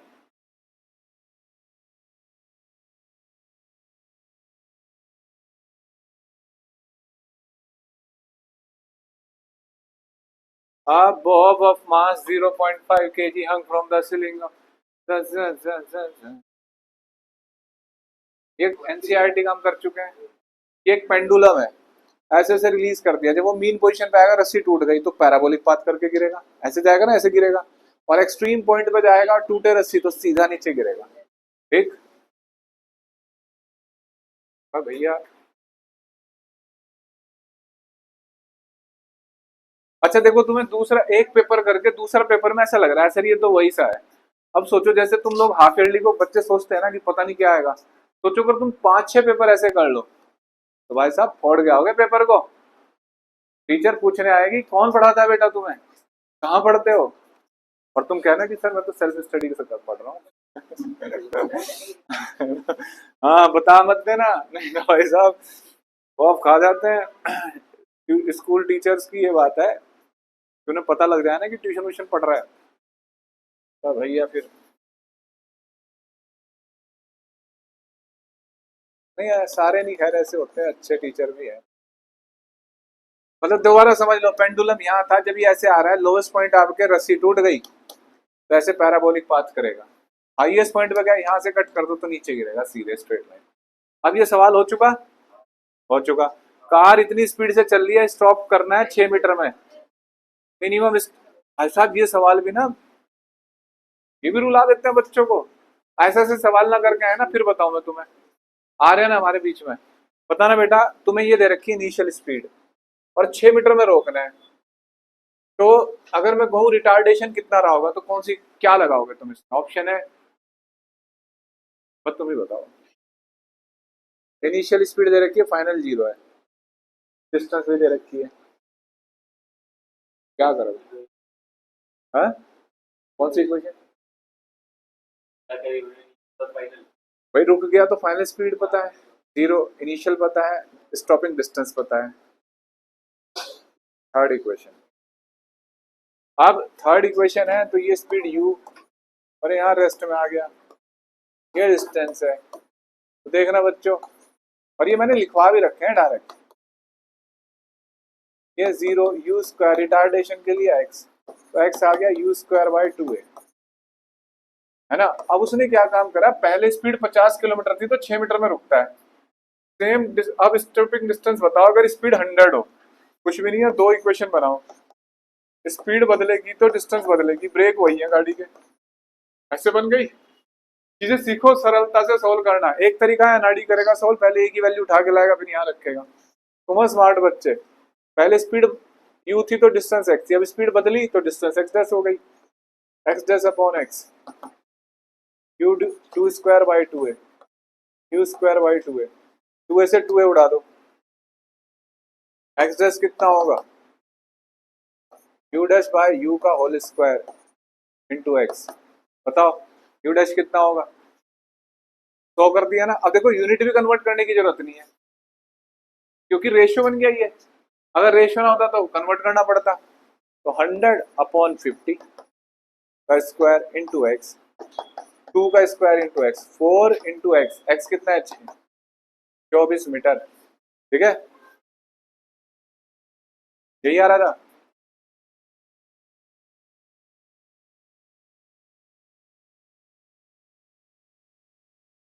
पढ़ो सवाल, question number 24।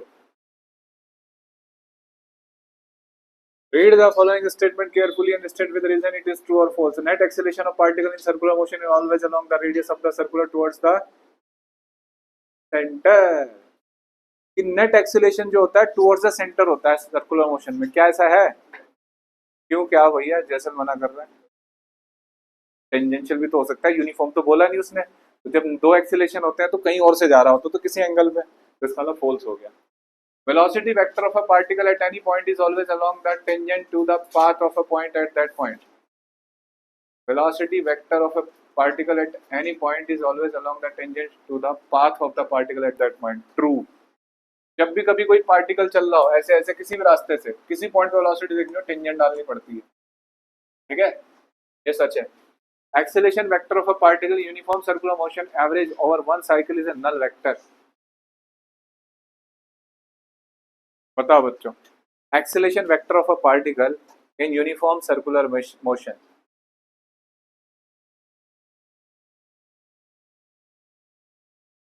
acceleration vector of a particle in uniform circulation average over in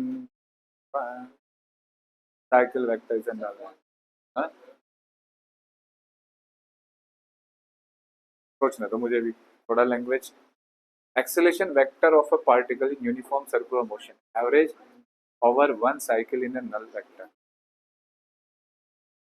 average over one cycle, average acceleration, change in velocity upon time taken, 0। समझाए बात? एक्सेलेशन की एवरेज वैल्यू पूछ रहा है, एवरेज एक्सेल, जब भी एवरेज वर्ड आएगा confuse करने के लिए आता है। क्या करना है आपको, change in velocity upon time, जहां से चला वहीं वापस आ गया, एक चक्कर में वेलोसिटी वही होगी नहीं, तो चेंज करोगे क्या आएगा, 0, तो नल वेक्टर ट्रू। आ जाओ क्वेश्चन नंबर 25। ये तो होता है सर, कितनों को नहीं होता है सवाल, कितना से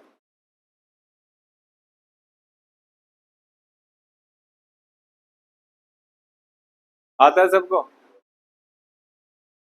चलो, कोई ऐसा भाई बंधु जो कह रहा है सर नहीं होता सर हमसे, देखो फटाफट एफपीडी बना देता हूँ मैं इसके। आएगा ये सवाल, 3 kg का है ना ये, 3G, tension T, 20 kilo, smooth surface है, फ्रिक्शन है, टेंशन टी, फ्रिक्शन लगेगा म्यू एम जी, इसका एक्सेलेरेशन ए, इसका acceleration A, 3G minus T equal to 3A, और इसका एक्सेलेरेशन टी माइनस म्यू, और कितना है मास इसका ऊपर वाले का, 20G इक्वल टू 20A। दो इक्वेशन है, म्यू की वैल्यू रख दो और जोड़ दो, ए आ जाएगा। ठीक है, ए आ जाएगा तो ए की वैल्यू किसी एक में रख देना, टेंशन आ जाएगी। आ जाओ बच्चों, कितने सवाल है भाई, कोई दिक्कत है, ना ना ना ना, अभी निपटा के भेज देंगे तुम्हें। देखो उल्टा पढ़ लेते हैं ना अभी इधर, ये अभी कराया था कल परसों क्लास में कराया था, है ना। ये वाला सवाल इधर से देखो तो फटाफट हो जाएंगे ना, 33 से उधर चलेंगे। ये करा दिया, प्रूफ थ्योरी आई है, ये भी आया था पिछले पेपर में, देखना कितनी कितनी चीजें रिपीट होती हैं। स्प्रिंग का ग्राफ बनाना है पोटेंशियल एनर्जी के साथ, पोटेंशियल एनर्जी का ग्राफ हमेशा यू बना दिया करो ऐसे, क्योंकि ये यू है तो ये भी यू है ना, बन गया ग्राफ। हाँ जी सर, कर दिया बेटा, शाबाश, नाम वाम लिख दिया है बेटा, ये वाली बात है बेटा। अब चलो, हो गया एक question, plot variation of spring force with displacement X of a block attached to the free end of the spring. भाई सुनो, एफ एक्स का ग्राफ पूछ रहा था, एफ इक्वल टू माइनस के एक्स, कैसा ग्राफ बनता है, कौन बताएगा, शनि का, रक्षिता, हाँ स्ट्रेट लाइन तो सारे ही हैं, ये वाली बनानी है, समझ में आया, माइनस के एक्स है, state and prove work energy theorem, ओ दो पेपर में दो बार मिला ये हमें, हाँ। A body is moving unidirectionally under the influence of a source of constant power. Relation between displacement with time. याद है बच्चों वो सवाल, P proportional P equal to FV, F की जगह रखते हैं MAV, और MV की जगह लिखेंगे A की जगह dV by dt। जब भी पावर का सवाल आता है यहाँ से शुरू करते हैं, P dV, P by M, variable constant अलग अलग, ये V का वेरिएबल है, ये कांस्टेंट है, और 0 से T, 0 से V, ये आएगा V square by 2, V square upon 2, और भैया P by M into T, फिर आ जाएगा 2P बाई एम की पावर 1/2 टी की पावर 1/2। एक बार फिर डिफ्रेंशिएट करेंगे इसको, dx बाई डी टी, ये कांस्टेंट रहेगा, इसको पूरे को k मान लो, बाद में रख देना, t की पावर 1/2 dx, t की पावर 1/2 dt, देखना ये क्या आएगा, x k t की पावर 3/2 अपॉन 3/2, k की वैल्यू रखते इसमें, ठीक है। बहुत रिपीटेड सवाल है ये भी। अब आ जाओ और पे पढ़ते हैं। Prove that two angle of projection for which horizontal range is same also sum of maximum height or these two height independent of range of projection।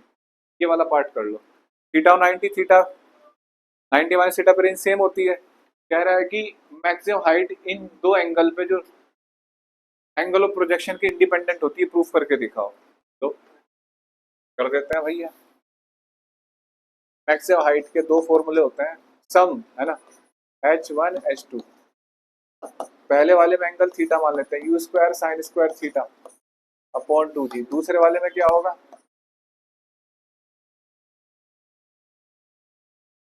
देखना बच्चों, u square by 2G common आ गया, sine square theta, कौन बताएगा? प्रांजल, sign 90 minus theta कितना होता है? Rishabh, 1 U square by 2 G, independent हो गया ये, ठीक है। अब भैया देखना बच्चों, a body of mass 10 kg revolve in a circle of diameter इतना, making 100 revolution per minute. Calculate the linear speed and centripetal acceleration. Radius पता है तुम्हें, डायमीटर दे रखा है, रेडियस कहाँ है सर? रेडियस कैसे पता करें? 2 से डिवाइड कर लेना, मास दे रखा है 100 रिवॉल्यूशन पर मिनट है, तो क्या करोगे 100 बाई 60 कर दो, फ्रीक्वेंसी आ गई, ओमेगा होगा 2 पाई एफ, है ना, v इक्वल टू होगा ओमेगा आर, सेंट्रीपिटल एक्सेलेरेशन होता है v स्क्वायर बाई आर। चलो देखो, show that gun will shot 3 times as high when elevated at 60 degree, when fired at 30 degree with carry the same distance on a horizontal plane। यही सवाल था ना, घूम के आया नहीं वापस। 30 डिग्री और 60 डिग्री पर रेंज सेम होगी, उसने कहा मैक्सिमम हाइट कितनी हो जाएगी 3 टाइम्स, तो ये प्रूफ कर सकते हो एंगल रख के, और डिस्टेंस तो सेम होती है, वो तुम्हें पता है, प्रूफ करके दिखा सकते हो, कर लोगे इसे। मैक्सिमम हाइट में लगाओ सीधे फॉर्मूला, तो पहली हाइट के 3 गुना आएगी दूसरे वाली। A stone tied to end of a string 80 metre whirled in a horizontal circuit constant speed, इतने रिवॉल्यूशन इतने second, what is the magnitude acceleration of stone? भैया देखो 40 रिवॉल्यूशन इन 25 सेकंड, तो एक रिवॉल्यूशन कितना होगा 25 बाय 14, टाइम आ गया। Omega क्या होता है 2 pi by T, V equal to होता है ओमेगा आर, और centripetal acceleration V square by R. Particle इतना इतना इतना,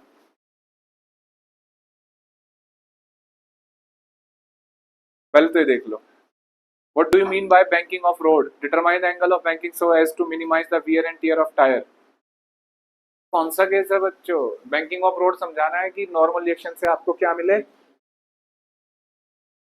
ऑप्टिमम वाला, जब म्यू की वैल्यू 0 कर देते हैं उसमें, तो आप हमेशा म्यू वाला ही याद रखो। देखो कुछ किताब वाले इसको क्या करेंगे, फ्रिक्शन हटा के केवल नॉर्मल रिएक्शन से सॉल्व कराएंगे, आप ऐसी अदर चीजें डालो, इसके रेयर चांस है आने के, आएगा वो म्यू वाला मैक्सिमम स्पीड वाला, वो कैलकुलेट करके उसमें बाद में म्यू रख के ऑप्टिमम दिखाना, ठीक है, कि फ्रिक्शन की जरूरत नहीं है। अभी आगे सवाल, A particle mass 3 kg suspended to a force of F equal to minus kx, k की वैल्यू दे रखी है इतनी, what will be its initial acceleration if released from a point 20 centimeter away from the origin।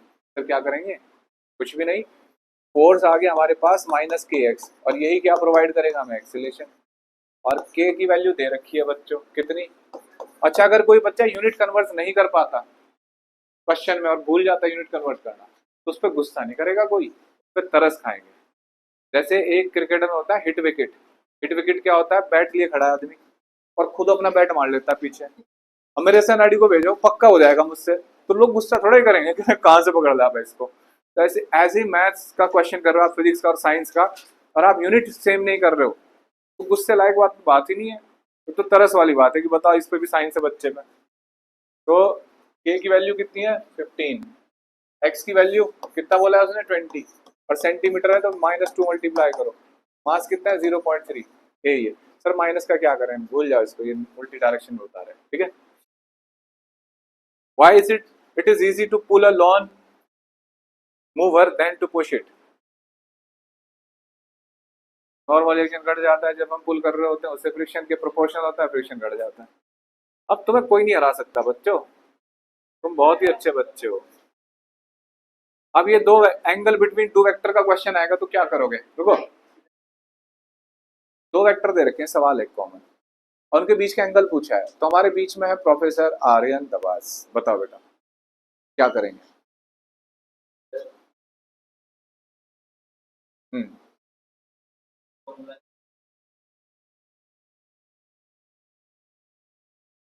दबास, जब भी angle पूछा जाए क्या करना है, दो वेक्टर को मल्टी डॉट प्रोडक्ट लो upon magnitude of A magnitude of B, ठीक है। अब देखो ये लिखा है, ऐसा हो सकता है कभी, हाँ, जब 180 डिग्री एंगल हो, एंटी पैरेलल अपोजिट डायरेक्शन में हो, ठीक है। चलो ये तो डराने के लिए है। ये 36 बार करा दिया तुम्हें इम्पल्स, इस टाइम पे तुमसे इम्पल्स पूछ रहा है। ठीक, ये सारे क्वेश्चन मैं क्लास में करा चुका जब आप इम्पल्स पढ़ रहे थे, देख लो, एनसीईआरटी के सवाल है। ठीक है, और यहाँ भी हम वापस नहीं, ये रहा, ये फोर्स टाइम ग्राफ है। इम्पल्स कैसे मिलता है? एरिया अंडर, ओए रुक जाओ, area under force time graph, इस पूरे का एरिया कैलकुलेट कर लो। 4 सेकंड। देखो एक बात और बता दूं, पेपर में जब जाओगे तो ग्राफ के क्वेश्चन को पढ़ने की तमीज होती है। ग्राफ क्या दे रखा है, कौन सी यूनिट है और क्या पूछा है। और ये अब कोई बच्चा एकदम देखा इसका एरिया कैलकुलेट करना, पता उसने क्या कर रखा हो यहाँ, एंड ऑफ 2 सेकंड। तो हो सकता है उसने 2 सेकंड का ही पूछा, तुम एरिया पूरा कैलकुलेट कर, तो उतनी जल्दी नहीं, पूरा पढ़ो तमीज से सवाल। तो 4 सेकंड पूछा है तो पूरा एरिया लिख दो। Ball strike a bat with velocity and momentum after saying path with the same speed, impulse imparted 2 MB। कर रखा है ना सवाल, कॉपी में भरे पड़े हैं ऐसे सवाल। अब चलो, हो गए ना सारे। अब एक बार सुनो, इतनी जल्दी नहीं, 2 पेपर करे, क्या सीखने को मिला, कुछ लाभ मिला इससे कि रास्ता खुल गया कि ऐसे सवाल करने हैं आपको। और ये आज के अगर मैं आज टेस्ट ले सकता था, वही सुनो, टेस्ट भी ले सकता था मैं आज, लेकिन आज मैंने तुम्हें पहले पेपर करके दिखाया कि आज तुम पहले ये देख लो हाफ ईयरली के पेपर, अगली क्लास में तुम्हें एक बाल भारती और ये केवी और इन सब के डीपीएस के पेपर दूंगा, वो करोगे और फिर हाफ ईयरली दो, फर्स्ट डे से शुरू करना है हाफ ईयरली। ठीक है,